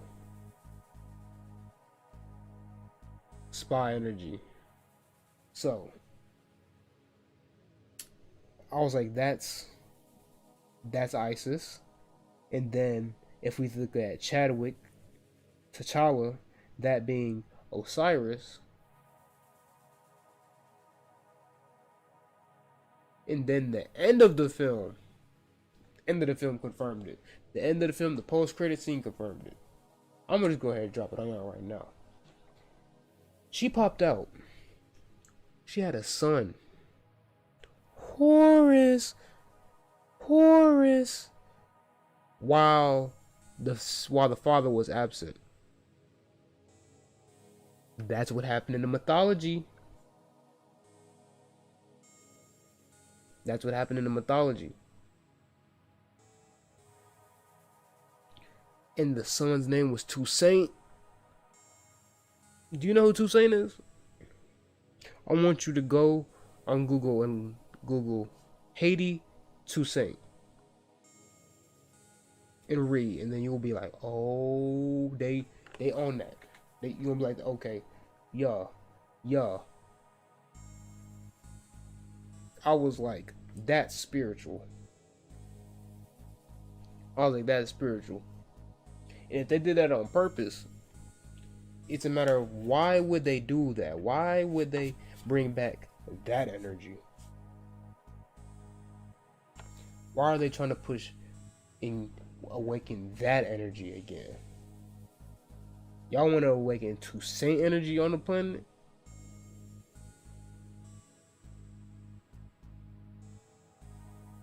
Which thing, for us, that's a good thing. But for them, that's not optimal. That's not optimal for them.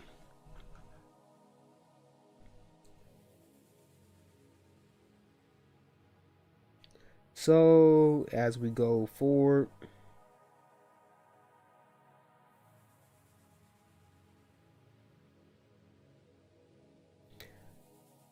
what the hell? I forgot what happened. Oh, Shuri has got kidnapped. Shuri has got kidnapped, right? With old girl, and by Namor and them, I think. Yeah, I think that's what they got kidnapped by, and the old girl wasn't trusting him. She was like, "That's that super white." She was like, "That's that white villain shit. That's that shit in the movies." Programming. I'm telling you, this girl is programmed. They're showing y'all how motherfuckers be programmed. They're showing that. And then I even wrote, I said she represents how y'all be mad, talented, God's real, unconsciously, but y'all be stuck in this matrix humanity. Y'all still be programmed. Motherfuckers be trying to help y'all, trying to be cool. Spirit can have the handout for you right in your face. But you're in the matrix. You still in fear. Not gonna work, bro. It's not gonna work. And okay, so old girl Isis, I'm telling you, I'm referring to him as the spirit name. Isis, she went to this little village and she was talking to this lady. She was asking them about Namor, and she was like, feathered. Old girl was like, feathered serpent god. I was like, Quetzalcoatl, another aspect of Tahuti. Quetzalcoatl, feathered serpent god.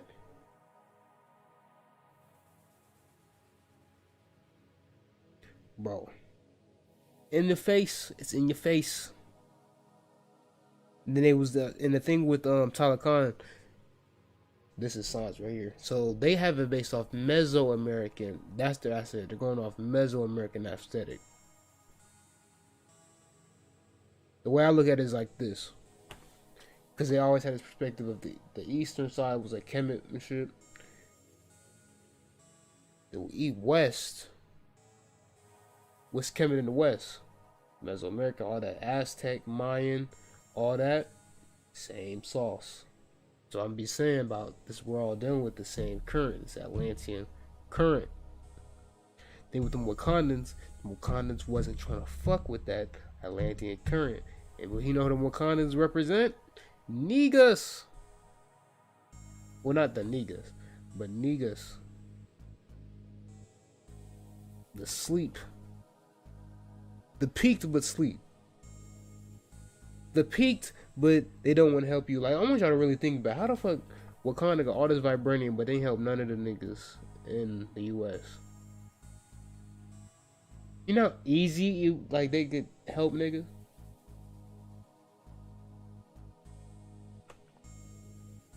That's what Brother Panther was talking about. Like what is Wakanda really doing here? But we still gonna get these messages though. They still promoting messages. See, that's what I'm saying, it's a polarity too. I can see both sides too. I can see the good and the bad. I can see how motherfuckers is playing us in the writing, the film, in the Matrix physical sense, and then I can see the spirit still trying to give us something. You know. See the Namor, yeah, Namor Namor had a water birth. Get you a doula, man. Get you all that home births, man. Shout out all the doulas and the midwives.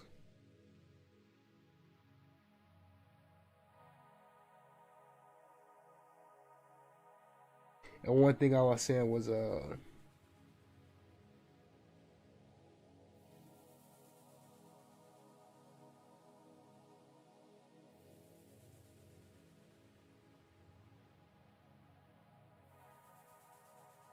oh, so he was like, oh yeah, I said right. So I said yeah. So when he pulled up, he was a child horse. He was a child horse, and then he bro tried to curse me. He was like, "Thou art the demon, a child without love." That's where he got his name, Namor. And then the way he alchemized it and flipped it, this alchemy, he flipped it. He tried to call him a child without love, and then he said, "Nah, he's a child without love for the earthly world." I think he said earthly. He said something, but that's what I was talking about in the sense of, oh, you talking about the earthly world, because he always copped about the because he's been underwater for 500 years. He was talking about the surface world. That's what he means by earthly, and that's why and then I can even break that down now, how they're underwater. Underwater representing the subconscious. That different aspect was not been discovered. This guy was not been tapped into, which you must dive into the darkness. You must find the light in the darkness. And this boy had the light in the darkness. This boy had the light in the darkness in Talokan, bro. I was like, y'all are. They had the hidden sun. This nigga had the hidden sun. But this boy had Ra.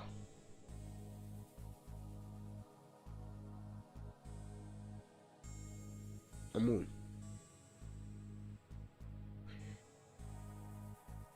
They doing it. They do, bro. I don't know if it, bro. That's what I'm saying, bro. I don't know if it's intentionally written in or if it's unintentional, bro. Whatever, regardless, I see. I see it.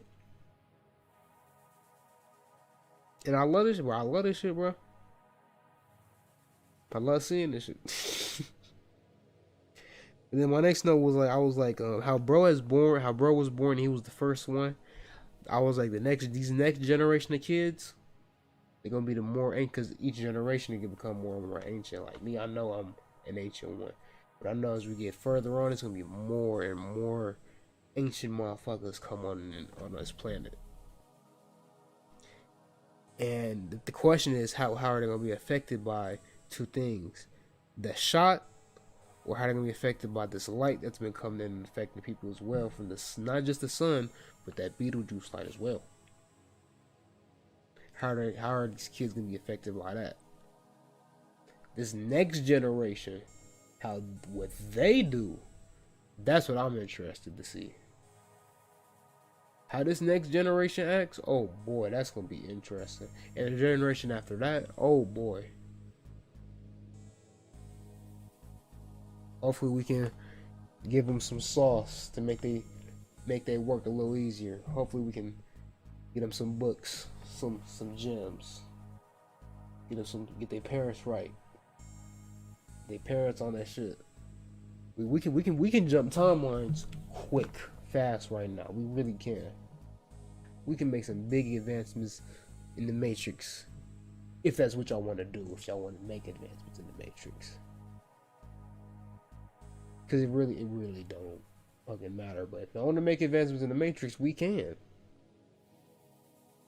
But are y'all up to it?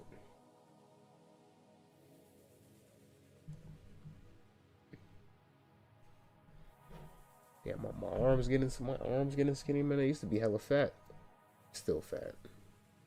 Yeah, still fat. It's not as much though. I used to be a big kid. Not as big though. Oh yeah, bro said he's trying to protect the hidden sun underwater. And he was like, because he wanted the Wakanda's help. He was showing Shuri the city, and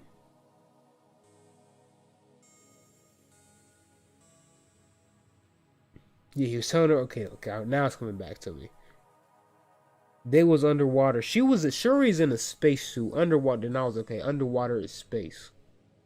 This is when we get the as above, so below aspect. So they was going through these gates, these portals to get to the city. So they was astral traveling to get to Atlantis. That's what I'm saying. They was going through the unconscious. They was going through the spirit. They was going through the mind. You can go to Atlantis. Path working, they were going through these paths, these portals. Spaceship. Spacesuit. When they got telling, so I peeped, they had this mudra. Now I thought they was going like this, right? But if you look at the thumbnail, right, they're going like this. Now, what's the significance of that? I was already fucking with the mudra. I already knew I was gonna be fucking with the mudra, but I looked it up and then I noticed it was a fearless mudra on a Buddha. If I can put my hand up like this, if I was doing it comfortably, it was just like this, which I can't see my hand. But what they did is they put it together and did this, and what it means is fearless, being fearless. That's what that mudra. I was like, okay, so now that's in my practice. We're hitting the this now. And then things I even seen a hieroglyph of them doing this. Now the question begs, what does this mean? Because that's how they flipped it in the film. And I need to watch it again because I hope they were doing this. If they was really doing this, they on it. But if they flipped it, that's manipulation of energy. Now what is this? Now if we're doing off the science of the hands, giving energy, taking out, like we're putting out energy. This is receiving energy. So is this being fearless? This is, yeah, let's go. I'm ready, and this is what's good. I'll tell you what's good. Now if you're going like this, you're taking in the fear.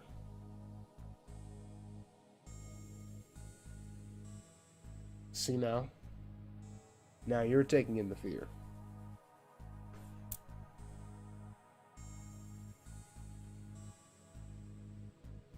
I was like, that's how I'm seeing it. That's how I would see the manipulation. If I was manipulating or flipping it, I was like, okay. So, but this all science? Science?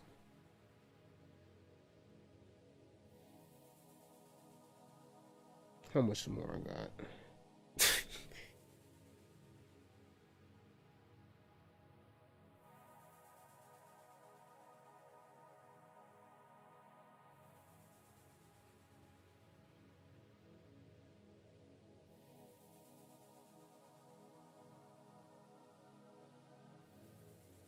Okay, so bro started. So bro was Namor with Tunner.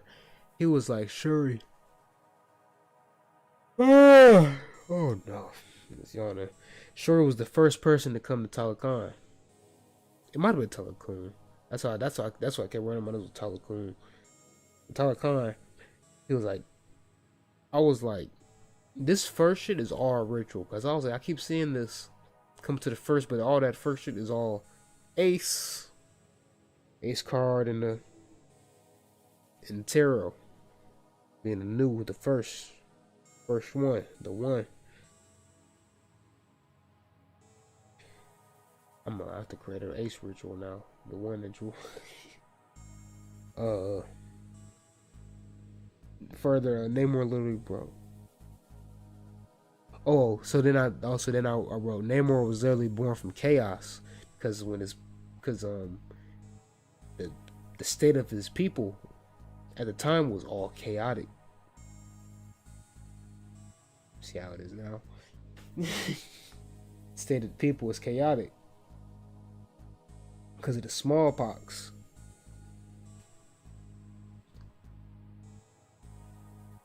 He's literally a chaos being. He's a god come forth. And he was the first born after that, with that. His mother was the only pregnant one. See?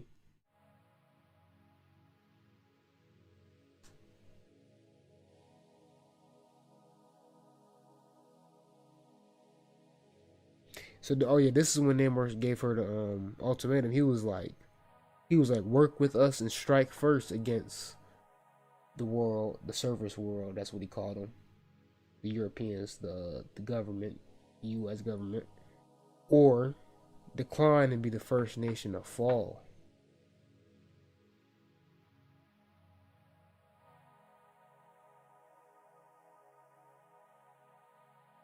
Very interesting. Especially because now that I'm still looking at him as Wakanda as the Boule. Who asked the Boule to work with him? Because the Boule, I'm not looking at the Boule as an entity of the government. I look at them as a separate entity. If the Boule were asked by someone, work with us or die, I'm pretty sure they declined that shit in real life. I'm pretty sure they declined them. What happened? And then in the film, what happened? Shuri, I think she ain't give her answer at first, but the thing what happened was the queen had sent a girl in and got her out of there. And because of that, she was like, she felt so damn disrespected.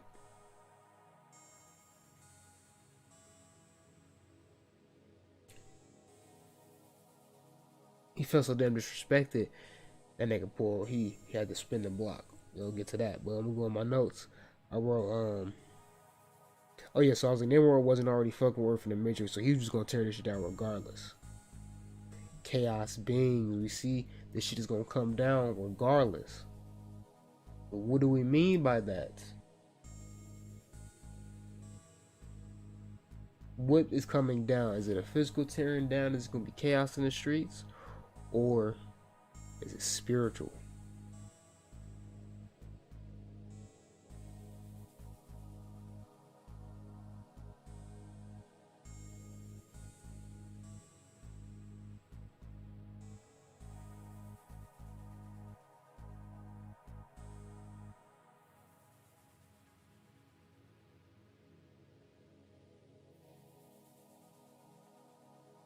No, okay, so also the scene they cut. That's what I was zoned out trying to remember. The president had wanted to take offensive action. Confirmation. Shazam! The president wanted to take offensive action against Wakanda. And then I was like, that's destabilization. They trying to they trying to get Wakanda for their resources like they did the whole country of Africa. So now they've been done put Wakanda in that position now. See now we're seeing how that flip, we're seeing it in today's time play out. And they want that vibranium. And then they cut back and then Shuri described Namor plan as, because they had come and got her. She was like, yeah, you can't say it came and got her. And he was like, he's going to go to war with the surface world. And I was like, that's the physical manifestation of in the physical world, that's the physical manifestation of this battle, war, confirmation. The spiritual war, which a war is just coming to conclusion, trying to settle difference. Both. Yeah, both. We always go with both. It's a fusing between the spiritual and physical world. So how they say these words are merging, how the dream world is merging, that's what we're saying here. Oh yeah, I see. Yeah, man's finna fuck the whole Wakanda up. And bro, that shit was hella quick. But I wrote, so nah, this was crazy. So remember I said I didn't know I was going, like, I didn't plan on going to see this film when I woke up this day. But early in the day I was sitting at my computer, and I was just thinking, I forgot what I was doing. But a download had came to me. I was like, what would an Atlantis, because I've been in this Atlantean current. I already wrote it out. I've been in this Atlantis current. I was like, what would their magical system look like? What would their how would their like symbology look like? And then what came to me was a whole zodiac system based off sea animals. Can't make this up. And I called it SpongeBob magic. I call this shit SpongeBob magic.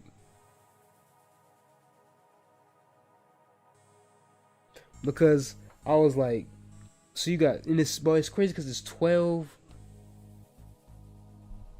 different sea animals. We got sharks, whales, orcas, like killer whales, seahorses, crabs, shrimp type shit, fish, any fish, dolphins, stingrays, jellyfish, seals, turtles, octopus, and oysters, clams, the pearls type shit. And then I connected the pearls to dolphins because of SpongeBob.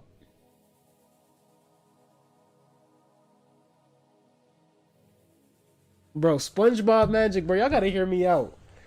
Bro, y'all gotta hear me out. Bro, y'all gotta hear me out on this, bro. SpongeBob magic, bro. Bro, it was channel, bro. This is channel, bro. Bro, you said what animal would be Aries? So what sea creature would be Aries?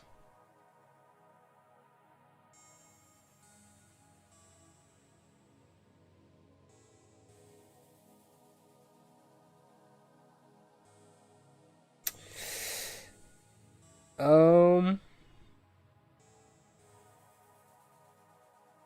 probably. I'm not sure.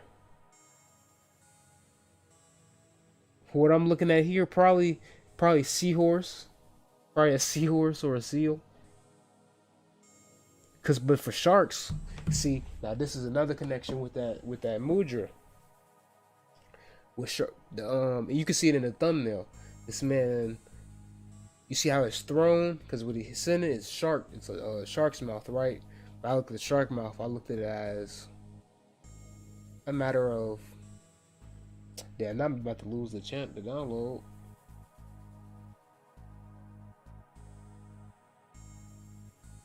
Oh, I looked at it like the sun. It was like the sun but inverted. So like you know how the sun, you got the rays going now. You had a circle and then the rays going out. So like if this is the circle and then you got the rays going out, right? But instead you got your mouth, your teeth. It's a portal. It's a gateway. Inner sun, hidden sun in Talokan. But that sharks, that type of throne will be the same. I don't know why I feel like I got something on my nose. I need to see what that means. But fuck, it's like an itching. I don't know what that is. Yeah, I don't sniff shit. Fuck. But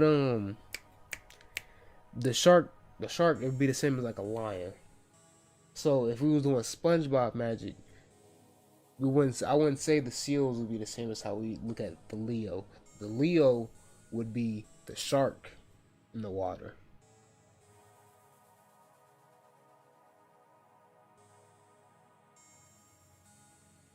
Or with the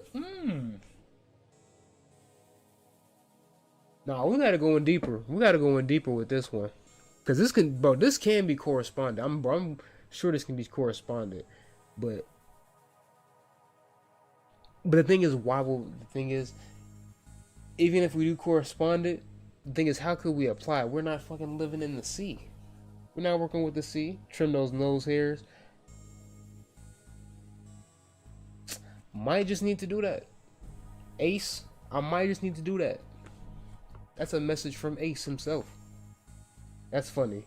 But yeah, I probably do need to trim nose hairs. I've been starting to get nose hairs too. I'm like this that growing up shit. I got this full beard. Oh, this becoming a man. Shit. Yeah, that's crazy thing about SpongeBob magic, fam. SpongeBob magic came through. That shit's fun, but that is funny, fam. But the thing is, I know if I really was to sit and go with it, niggas will really get that SpongeBob magic going. Let me find my point in my notes.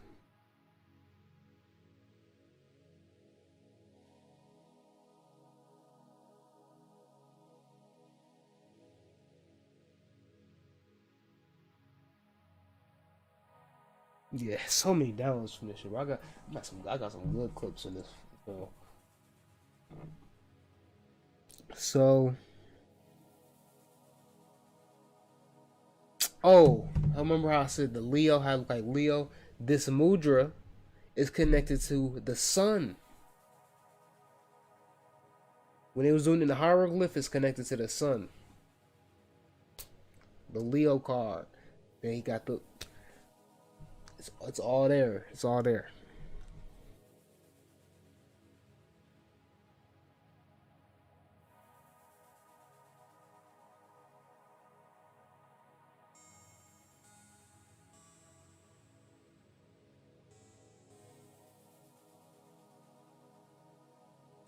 And I said Namor. I was like, Namor is the seed of the sun. I was like, yeah, he got the seed of the sun. Yup.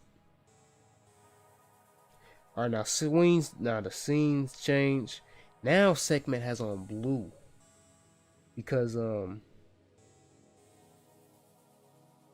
don't know if they had kicked her. I think they had kicked her out at the but she wasn't a journal anymore. Yeah, Avatar 2 is gonna be based on all sea animals. So yeah, we could definitely, yeah, there's definitely gonna be some correspondences in there for sure, no doubt.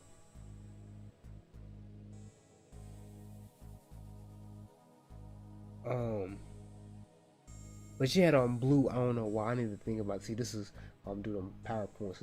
I'm telling when I next year, because this is my last. Sadly, this is my last decode of the year. This the last one. Uh, I wanted to do like 3 more because there was some more movies that came out this year that I wanted to do and bust out. But I'm gonna make a PowerPoint for this. I'm gonna go. I want to really break this shit down right, and then now I have a better holistic view with these other films that I can apply with them and other things. So that shall be 2023. We taking the content up a notch. The beer look nice to you. Thanks, G. I appreciate that. Appreciate that. Was thinking about cutting it. I'm about to chop my top off, but I'll do that later. Man, it's 8:36. This wrestling is on, man. I'm trying to catch Full Gear. I'm trying to see MJF get the title. But yeah, by 2023, bro, 2023. When I drop, no, I'm gonna give y'all a sneak peek. Let me keep the hair. Nah, bro, I got this little bald spot. I look like Aang, though, crazy. I'm really the Avatar for real. I got hair on both sides, but it's really like a stripe down the middle. That's just bald, like a bald spot. But I'm gonna give y'all a preview of some decodes I got coming next year. South Park, Decoded. They got 2 specials from them. I'm a decode. And then Everything Everywhere All at Once. Yes. What else is on my? I can't even see that shit with these glasses. Let me not even try. Those 3. Oh, Moon Knight and The Sandman. Those 2 shows. Yes, we decoding those. You good, fam? You good, G? But yeah. Next, I got some. The South Park one, but the South Park ones is crazy. The South Park ones is crazy. Oh yeah, and the Ramayana one. No doubt the Ramayana one is gonna be my last one for the year. I think that's gonna be my last one. I'm gonna do that. I don't know when I'm gonna do that. Either sometime in December, because I want to get this music. I got a lot of music to get done, and I want to put that out here the rest of this month in December. I'm gonna do one more beat tape. I got either 1 or 2 more beat tapes this year. I want to do Ace Tape Volume 5, and I got another one I got cooking up on some conscious shit. But yeah, the Ramayana is gonna be my last one of the year. It's like 2 hours long, but we gonna sit here and, cause the thing is they got it on YouTube for free, so we can sit here and watch it. And I'm gonna scene by scene break it down, like how I watch films and actually break them down. I'm gonna be able to pause, pause. Y'all can watch that show your own time, no pauses. Go watch that. What's happening with the Ramayana, the original love story? That shit fire. The Ramayana was fire. It was in the month. Om Namah Shivaya. Now,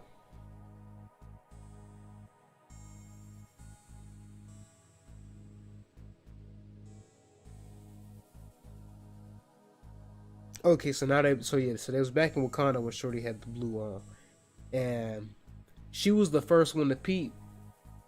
It was flooding. Now, remember how I said Atlantis? We're dealing with this Atlantis current. Talokan represents Atlantis. At the same time, Wakanda represents Atlantis. We know this on the physical realm, on the physical, like on the surface. Now it's flooding. They flooded the city. How they flood? How Atlantis floods. But what is going on with the floods that's been going on this year? There's been hella flooding going on. All that hella rain, hurricanes, all that lines up. All the niggas been getting flooded. Or what floods are to come is the question. And then where's Atlantis in the real world? Atlanta, what's going to go on with that? Atlantic Records. And then flood could also be symbolic. You don't even got to be a physical flood. What other type of flood? Be flooded with what? Flooded with what energies? Flooded with money? What are we dealing with? People.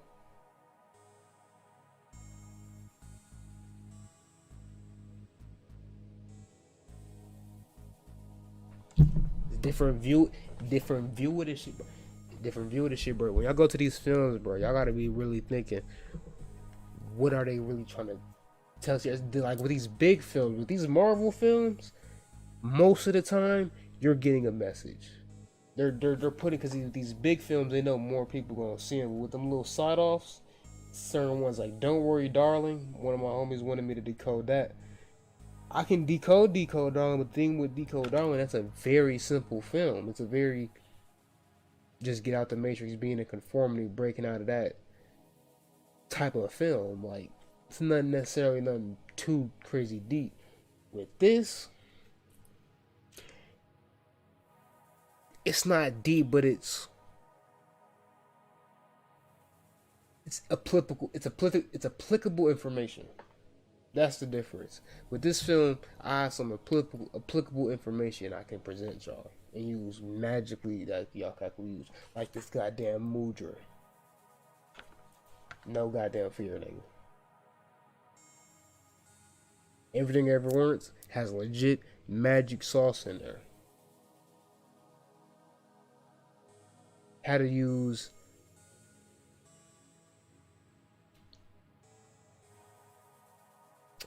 not the normal way of doing things to activate. Shazam, nigga. Shazam.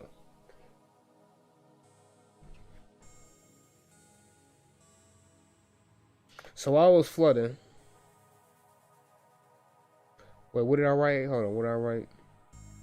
I said we are seeing a ritual in the fall of Atlantis, Wakanda, the flooded city. Representation of niggas peeking in the matrix, but still not fully grasped for healing.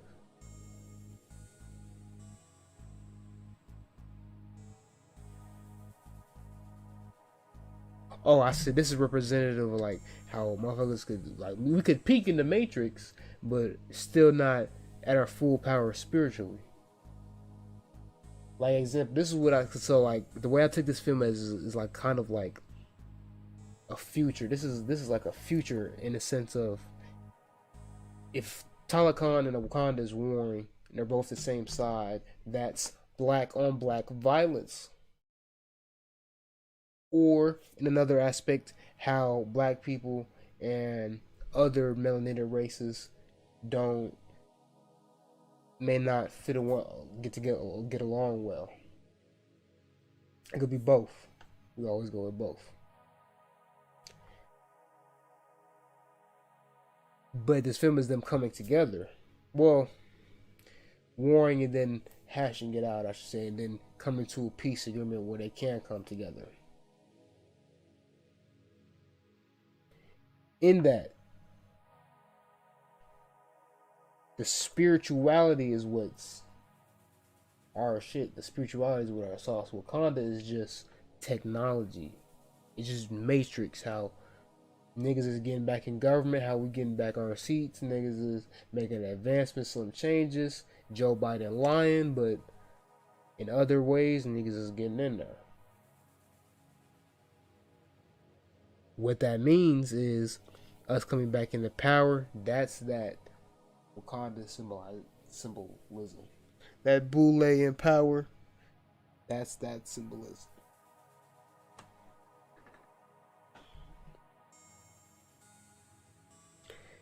As we go on, the queen had died. I was like, the Nefertiti. That's when I peeped the Nefertiti crown. So I think that's what she had it on. And I was like, the Queen had died.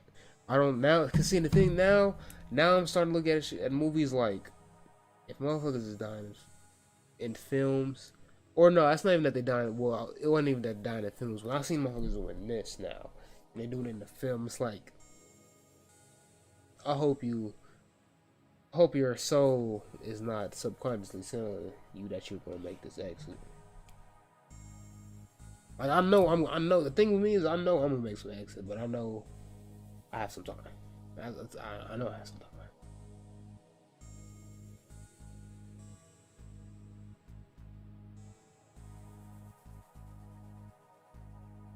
So then after that, Shuri was sick. Shuri was fucked up. I feel like people lack communication with their own language. Well, it's not even that. It's not even about it's not even that we need our own language. It's a matter of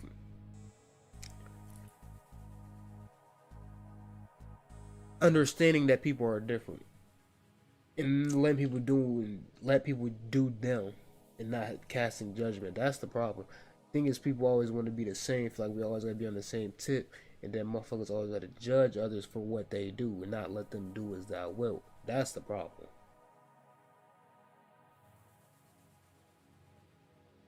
And then, because at the same time, we could just work together because we both have a common goal.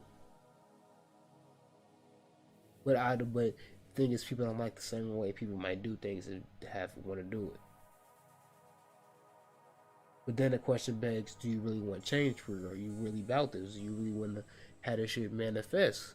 Because the thing is, we are channels for spirit. You want us to come through, we'll come through. But do you want it to, you might not like how it manifests. How it manifests. You gotta be specific.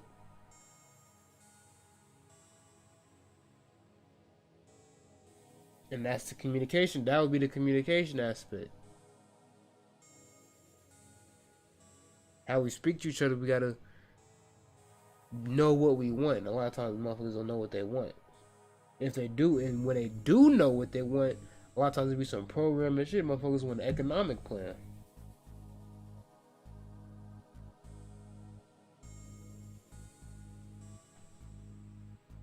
That's not gonna save us. Truly saving niggas is getting out this loop, this time loop, because niggas, we are not stuck. I'm talking about getting out this matrix for real. We really trying to get out this matrix. We're gonna get out this loop, this reincarnation cycle. Get back to the true soul.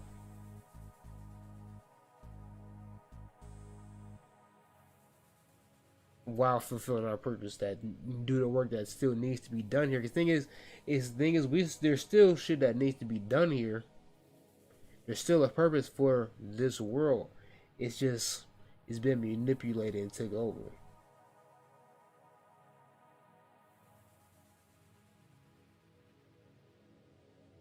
It's not going down how shit used to just go down. But one of the things I learned from like off shrooms at church, like I channeled to learn, was understanding. And then they showed this in the Sandman too, how time doesn't, there's really no, there's change and no change at the same time. Life repeats itself in the cycles. So like in the Sandman, what happened was there was an episode where he would meet with this dude every 100 years. And the world would change around him, but it would be the same.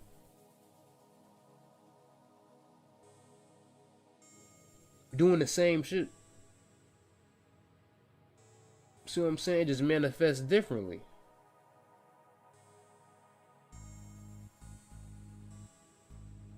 Thing with today, how it manifests.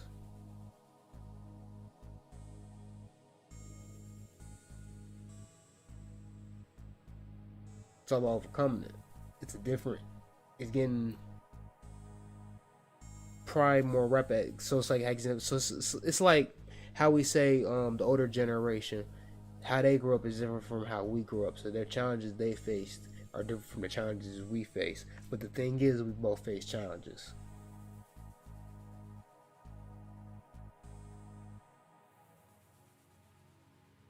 We see what I'm saying? We might have different challenges, but it's about what challenges did we face.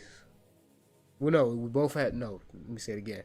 We both had different challenges, but the thing is, we both had challenges. They're different challenges, but we had challenges. Hold on real quick, y'all. My bad. Hold on real quick.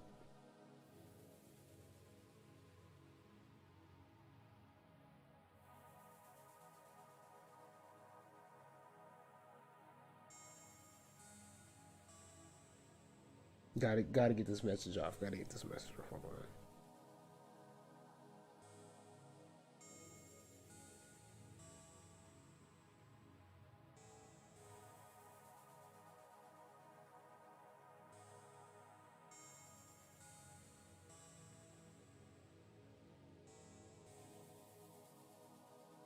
All right, so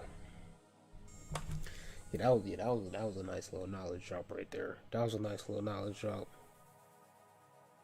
Some food for thought. Now, while they were fighting,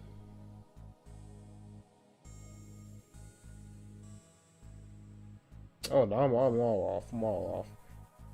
Man, that this is the last part of the film, like the last like 20, 30 minutes, boy. Nigga.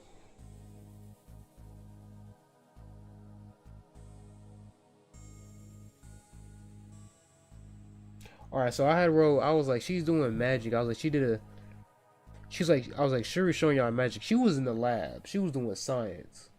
Well, I was like, this is magic. Because what she was doing was, because magic is technology, really. It's just two different polarities. Modern day technology is magic. If you was to pull this back, if you was to pull up at the phone, it can't, they be like, nigga, that's magic. You got a whole gateway portal in your hand. That wine, boy. Woo.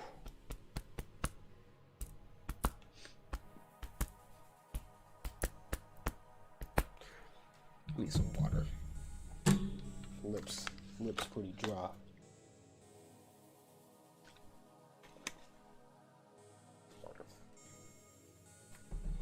For post listeners, if you made it this far, you're a legend, because I know I've been chaotic throughout this whole time, but I feel like my videos get better the longer they go on. The later, like as they go on, they get better. When I first started this, I was not feeling this, but now I'm like, fuck, we in here now. We in here now, goddammit. So I had wrote Shuri and Namor are two thought aspects, and that's when that goes back to what I was saying about that Osiris Thoth Anubis saying being set. I think it was at 3. I gotta find that note. But I'll make a TikTok video on it later if I find it. That's what it goes back to. That's what we're dealing with here. These two sides of the coin flipping together and being the same. How Shuri was put into position of Black Panther being Osiris. And Namor is Thoth the Hootie, because he's playing that Atlantean role, that Quetzalcoatl role, that feather on his feet world. I mean, not feather, like wings on his feet, wings on his heels. Stay up, my G. Right on, bro. I appreciate it. Yeah, once I get in the flow, bro, they come through, but that spirit though, you gotta get in that flow. Like if niggas just came up to me regular and they was asking me to drop some knowledge, I'm like, bro. Especially if I'm not in the flow. And it'd be crazy because when I be at work, I be getting so many downloads, not from just like the shit I be listening to. I'm like, the niggas I be listening to be dropping knowledge. Then I be having my interpretation on top of that, with what I'm working on, how things are. I'm like, oh nigga.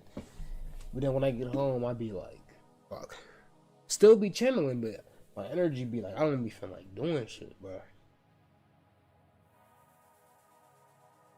But right on for coming through, bro. I know I'm gonna see you come through again, bro. You'll see the full vid. We got more coming through, more gems. I got more. So I see you right on.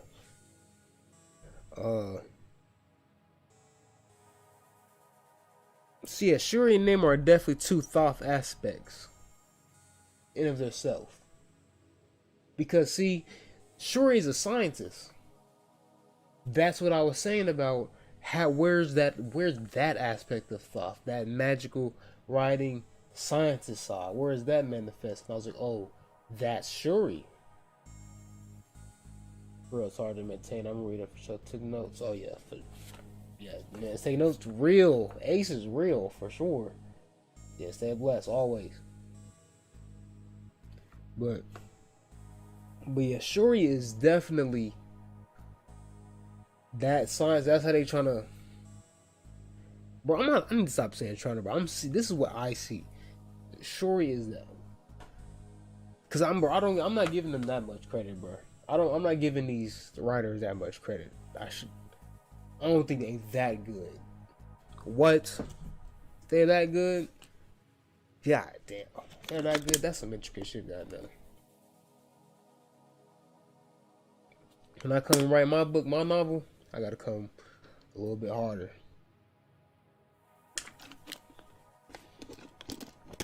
But I know these story archetypes are embedded in the stories. We always got a set. That's the adversary. I always got the horse, the hero type shit. So man, no problem, man. Always, man. I'm just talking. I got too much knowledge to not share, bro. I got too much knowledge to not share. If I was to not share knowledge, that'd be a sin.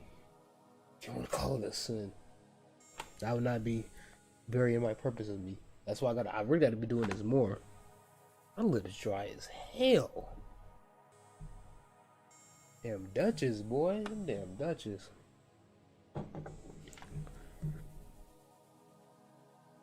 So. Oh yeah, so she got to build in the suit. That's what she was doing with this ritual. I forgot what she had brought together. I think she was saying like she said something from her wristband. She said her brother's DNA, ancestors' DNA. Fuck, I forgot. It's somewhere in these notes.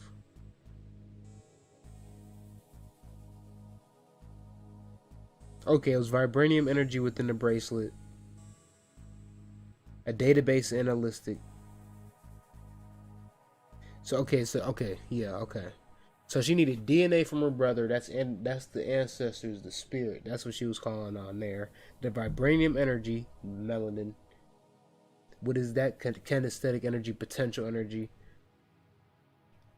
And then she's calling on the correspondences. That's what the database analyst was. She was doing it. She was doing it in the science. She was doing the science. I'll be doing this shit in the altar, but give me some herbs, a candle. Cunningham's encyclopedia. Man, I'm going crazy.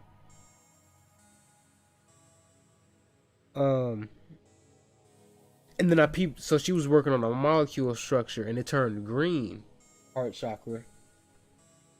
When it was done, and she had told Isis. Hate the beat. What the fuck?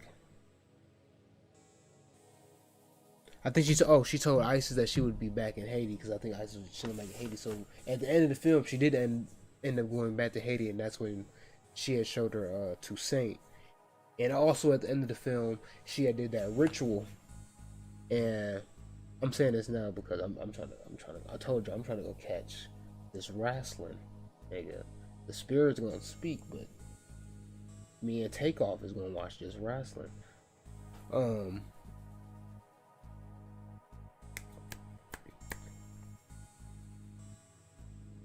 Oh yeah, when she was in Haiti, she did that ritual that her mother gave her with burning the clothes. And remember how I said when she thought of her brother, did it bring her peace or did it bring her comfort? I mean, no, did it bring her comfort and peace or did it bring her anger? She did it again, and it brought her peace instead of anger. Because before it brought her anger every time she brought up her brother. Now when she thought of it brought her peace. And then Isis pulled up and showed her Horus. Right after that. Keep in mind that's context. Right after that. That's ritualistic. That's a spiritual experience. You gonna pull up this nigga Horus after I come to terms with my brother after mourning.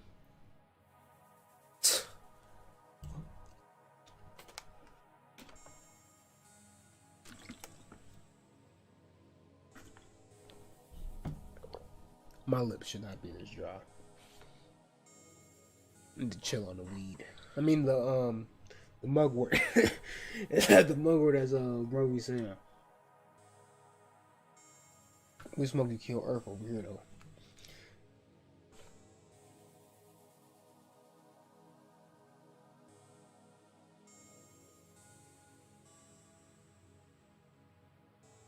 So Shuri, so Shuri is becoming the Black Panther. She took the elixir and shit. She was she did the ritual in the lab. They didn't go out in nature. She won't fuck with none of that. And yeah, this is what I wrote. You can either use nature or technology. That's what I was trying to tell y'all. Spirit does manifest through technology. I know that for facts. A lot. Spirit be sending me a lot of teachers. How I find out about teachers, they come into my algorithm as spiritual hacking. Spirits coming through, showing you, trying to bring you information. They will show you and bring it up. Certain shit will come up in your feed for a reason. Nothing is coincidence. If you know you talk about something and then you're gonna get an ad about it, you know you will say they're listening. But nobody says is that spirit trying to bring you the deal, to bring you the sale. That should be half off. You said you wanted it and needed it, and now here it is.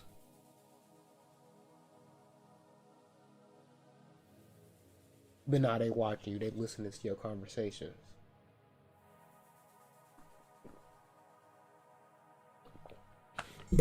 See, the spirit be right there.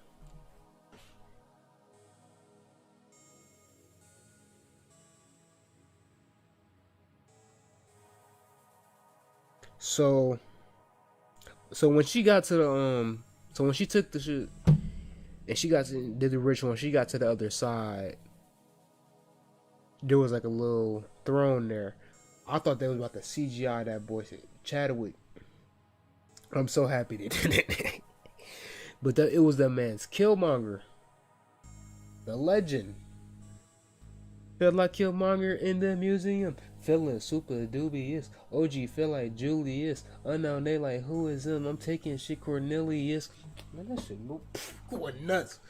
Go, man, I need to go stream history. AceMaceo, all platforms. Don't put that in the link. This shit. The boy Killmonger showed up. And he was like... He was like, so you didn't think the ancestral realm was... He was like, you didn't think the ancestral realm was real, did you? And she was, but the look on her face, she was so sick, bro. She was like, why are you here? And that's, remember when I was like, she's a scientist, she's atheist, she don't believe in that shit. That's what they was playing on. And then Killmonger had referred to the Atlanteans and Namors them as the Lost Tribe.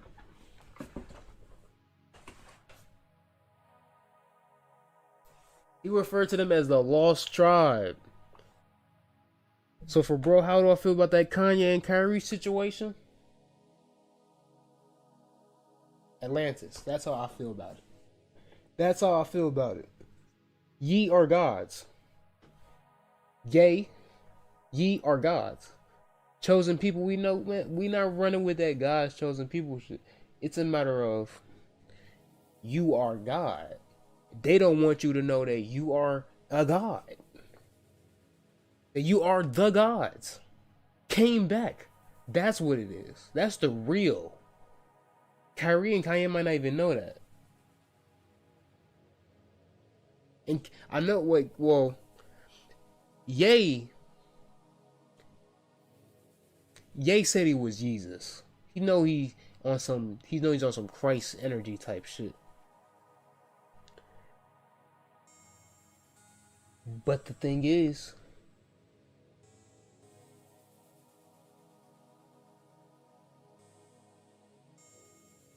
he don't. Oh, there, damn shit. All the thing is, Jesus Christ represents you. That's a sense. Ye are gods. The example. Jesus Christ represents you. Everyone is Christ. They have Christ light in them. Everyone with a soul, at least. And that's the true message. Whether they know or not, but that's the occult hidden message. If you know, you know. But that's why this shit not for everyone. Motherfuckers can sit here and tell me all day about Jesus loves you. Nigga, yeah, I know. I love myself. Like, what do you mean?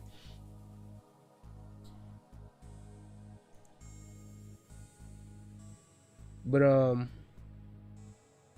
yeah, and then he was like, they're the lost tribe, and I was like, peep, they in the West, Mesoamerican, the West, the lost tribe. We are the West. We are the lost tribe. All of us, all races, Mexicans, Colombians, South Americans, niggas, especially niggas, because we're mixed with every of them, all of them. That's what we are. The Black American is the true lost tribe because we're the mix of all the tribes, in a sense. He said Yahweh is within us. Yahweh is written in our DNA. See, the thing with Yahweh is the opposition. But the thing with Yahweh's creator, the Matrix. He is within us, as in. But the thing is, all things are inside of us. Nothing exists outside of you. All things in the universe reside within you. All things on earth reside within you. We are the pinnacle. You are all the elements. You are the 5 points. Spirit, water, fire, earth, air. Simple. Simple. And Killmonger, bro, every time Killmonger come through, he always dropping knowledge on niggas. First film, he was really dropping the sauce. Put me with my ancestors, because he know about death. Man, he know about this shit, boy. Light. My voice, light. Yes. I'm gonna really have to cut my nose hairs, like bro said. I'm gonna really have to do that shit.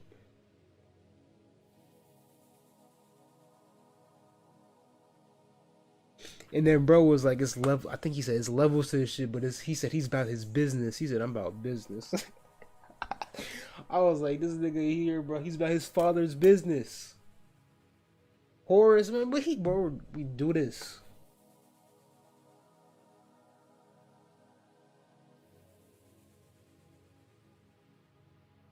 So when Shuri came back, when she came out of that state, right? She said she saw nothing and that the ancestors abandoned her. She told them when she came out of that, she said she saw nothing that the ancestors abandoned her because she ain't see the child and she ain't see the queen. She seen Killmonger. Big cuz. When she pulled up, when she turned that corner, he was like, "What's good, little cuz? What's good, little cuz?" Bro, she was so sick. She was hurt. But Be a T'Challa nor the Queen came through and she was sick. So fast forward and she just lied about that shit. I was like, I was so mad and upset with Shuri. I was like, I was like, that's a goddamn shame. I was like, that's a goddamn shame. I'm so happy she reconciled that shit. And the Queen did end up coming through. She did end up coming through. She said some real shit. She said some real shit when she came through. Now,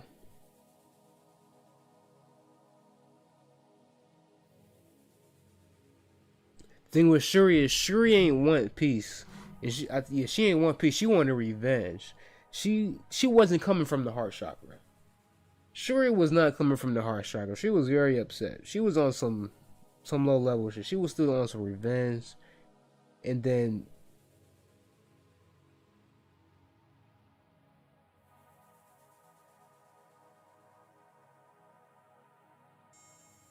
she was going off and she was saying her mother's gone and her spirit's gone and all her desires were gone with that.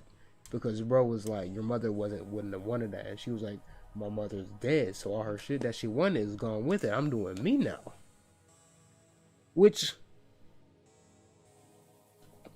was some real shit. I can't cap with some real shit. No cap. That was some real shit. Her mother wouldn't have read it, but she was like, hey, I'm doing me now. The thing is, Shuri was on some bullshit though. Sure, that she was on some lower nature shit. If she wasn't on some lower nature shit, I would be able to be like, poor. But the wording and saying her mother was gone, all her shit she wanted, she's doing her now, that was real shit.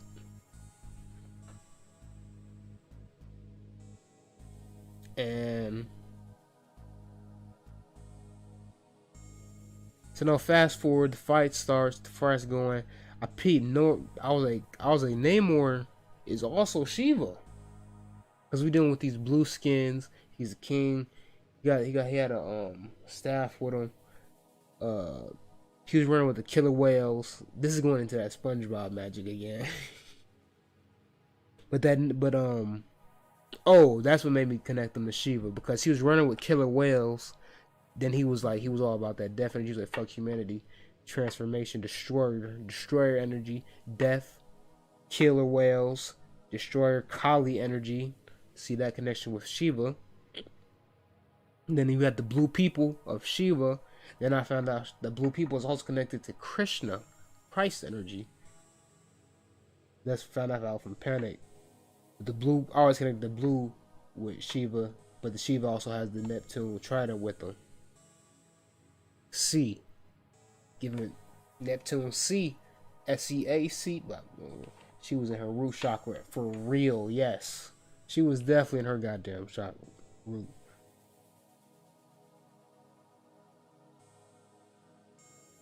They started using. So this is I'm gonna reference this in my book. So they started using sound frequencies on Namor when he was on the ship, right? And I was like, this is music magic. They're using... Do y'all fucking hear this? They are... Bro. So they disoriented him with these sound frequencies, right? This is music magic. You get disoriented with music frequencies, but remember what I said, what Namor represents, the god. He's a god, but he represents you as well, so the god in you. And he's also that subconscious Talokan. He's underwater subconscious. See that? But you are 70% water. That's the most practical down to earth way I can explain it. You are 70% water. What happens when you play music and have certain frequencies play for water? It changes shape. So, if you're 70% water, music affects you.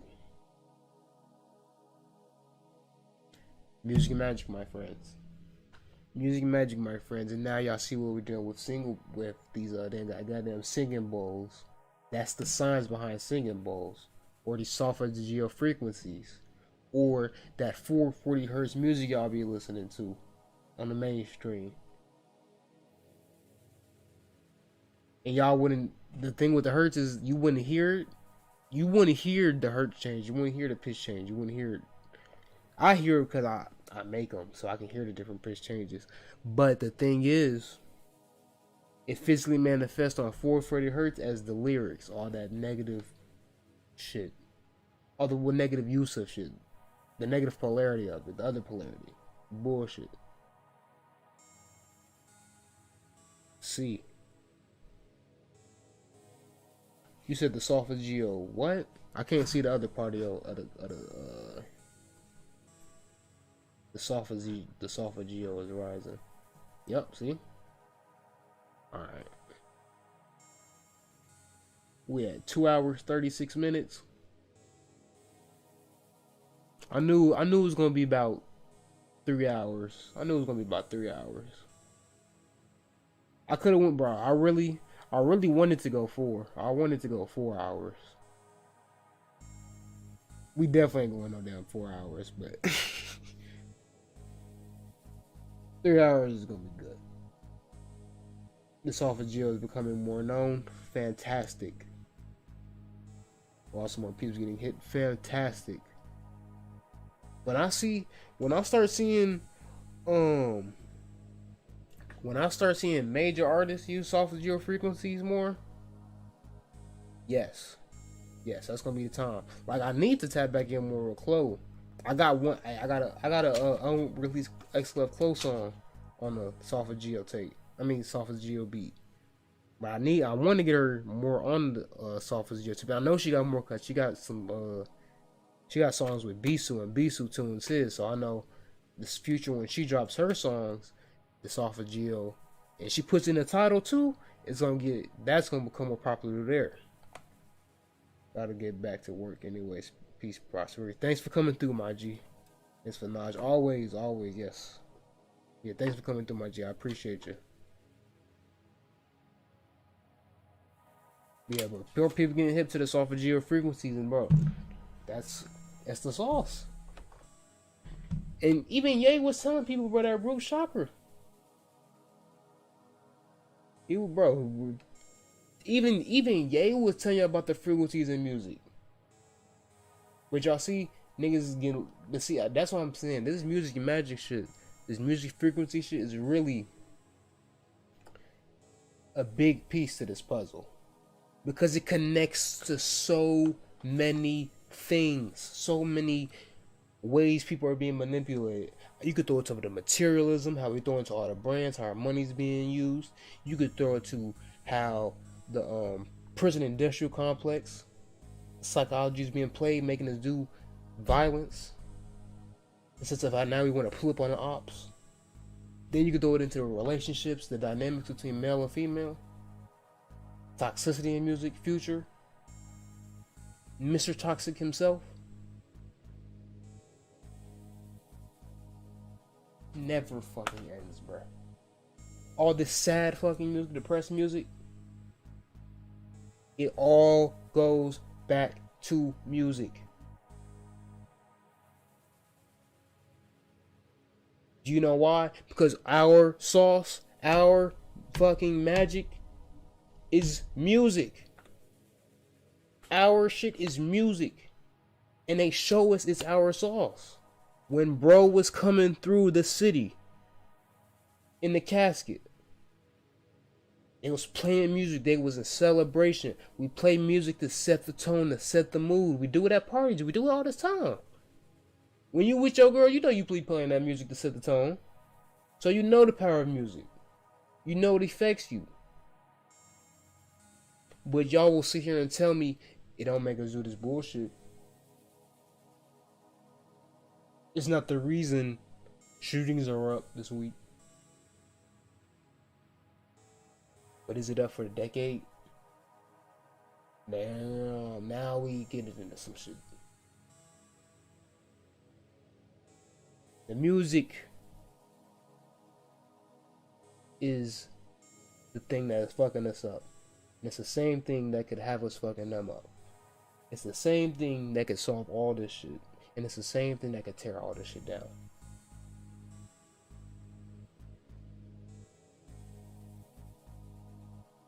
But nobody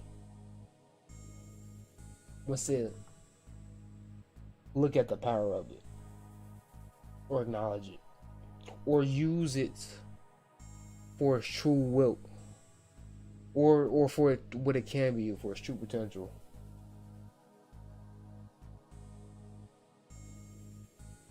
See, man.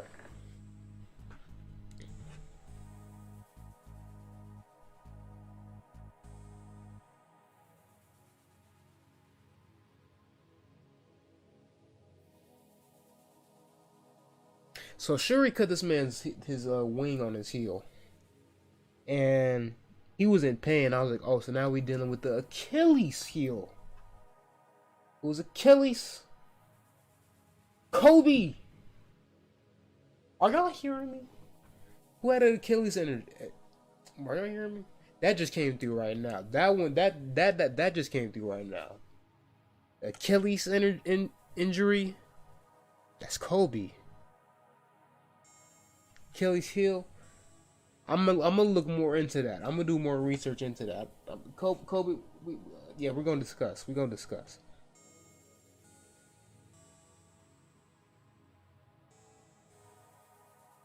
But when they was fighting, she hit the Allah Akbar.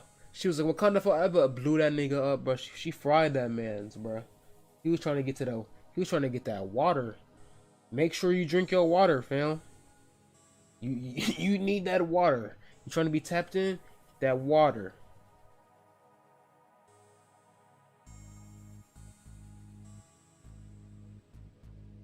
Need that water. Because you are a water being. I'm telling you, you're just your natural state. You need that water. I'm really repeating myself so I can just remember what I'm trying to get to.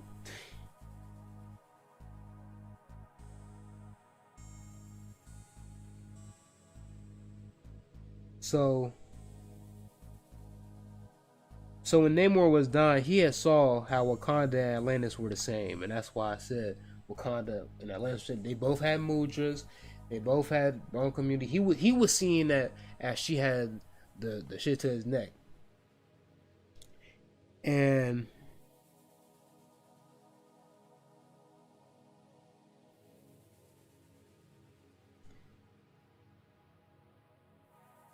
then I think she had, that's when the queen that came through, she had like, so Shuri had looked up. She looked up and like, I think she had blinked, or she had like literally looked up in the sky, as above so below. If she closed her eyes and looked up, she looked up into her third eye. And when you look up into your third eye with your eyes closed, I can't see it now because of these shades. When you close your eyes and look up to your third eye, you can see into that world. You see vision. Like right now, when I'm looking up now, I can see the sun. I see a sun in the distance. It's some mountains. Not when I just close my eyes. When she looked up, what she seen was the queen, and what she said was, "Show him who you are. Be your true self. Be you." And you know what's crazy? That hit for me crazy, because after this film, I've been on some true, just I'm gonna be my full self, true shit. I don't care about separated. I'm doing it now. I'm on some full be self-confident throat chakra.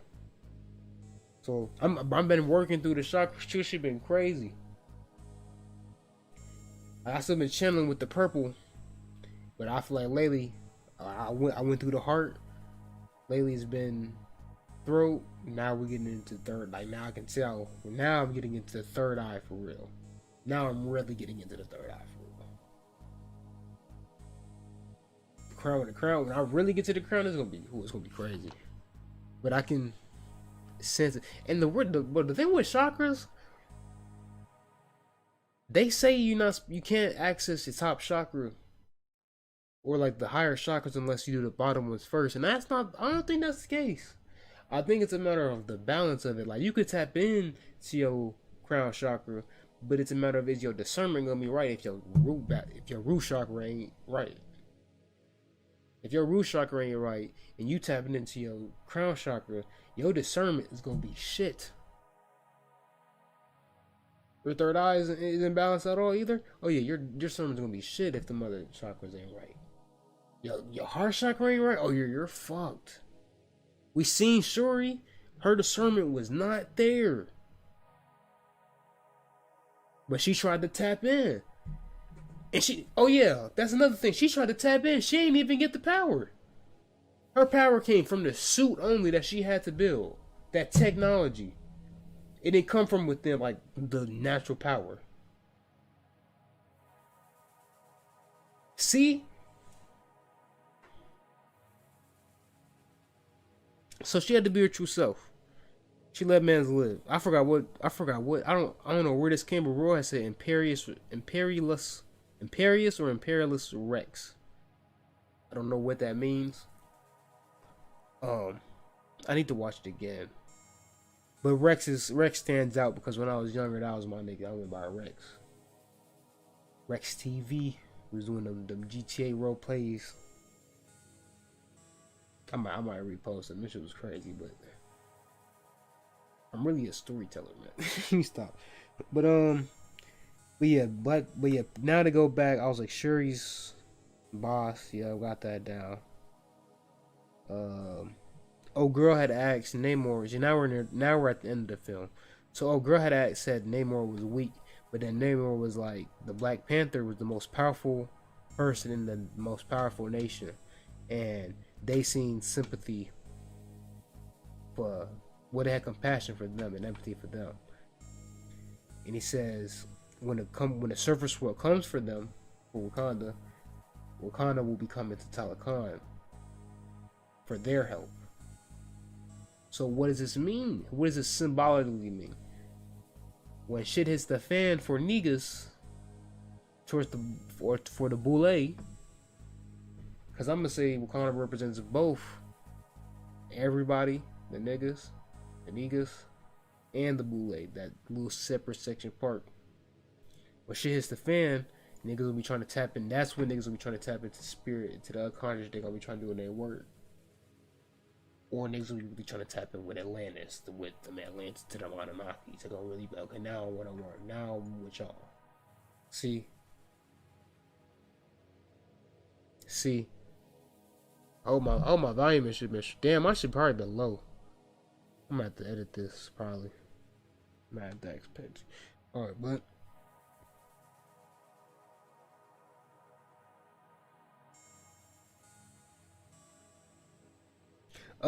so remember I said when Shuri did that ritual, she did that ritual in Haiti by the ocean. Perfect synchronicity. I was like, yeah, this is how you do it. Hades, the heart chakra, perfect synchronicity. And then credits roll. And then a new Rihanna track that's been getting promoted. This is the first time it came on in the whole film. 3 hours in, 2 hours, 41 minutes in. Now Rihanna starts singing. Ladies, man, what the fuck, man, fuck out there. But I seen they had Thames did the score vocals. Yeah, that's fire. Thames, yeah, Thames, I'm fucking with Thames. So yeah, the post-credit scene, I told you about that. T'Challa to Saint Horus. He said, I am King. He said, I am Prince T'Challa. I was like, yes.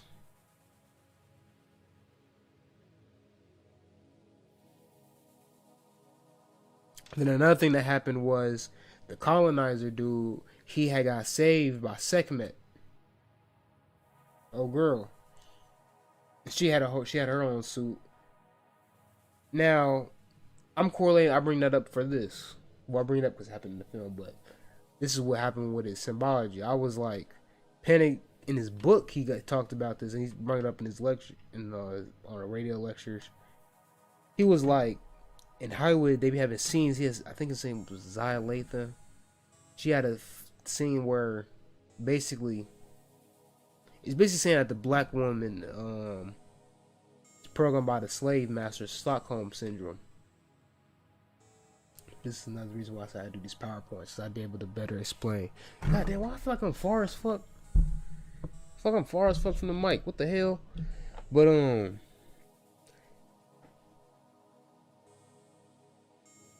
yeah, in this book, so basically the ritual was that the black woman needed to be saved by the white man. That's what they would show play out in movies. And I've seen that trope. I was like, kid, we've seen that trope, white man saving the black woman.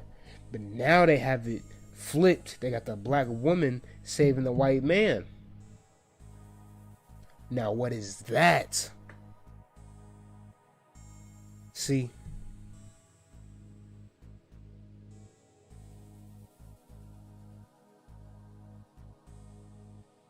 And then I was like, yeah, name. Oh yeah. Oh, so now I'm just at my post notes. So, Shuri, yeah, that's when I got the Shuri's Osiris.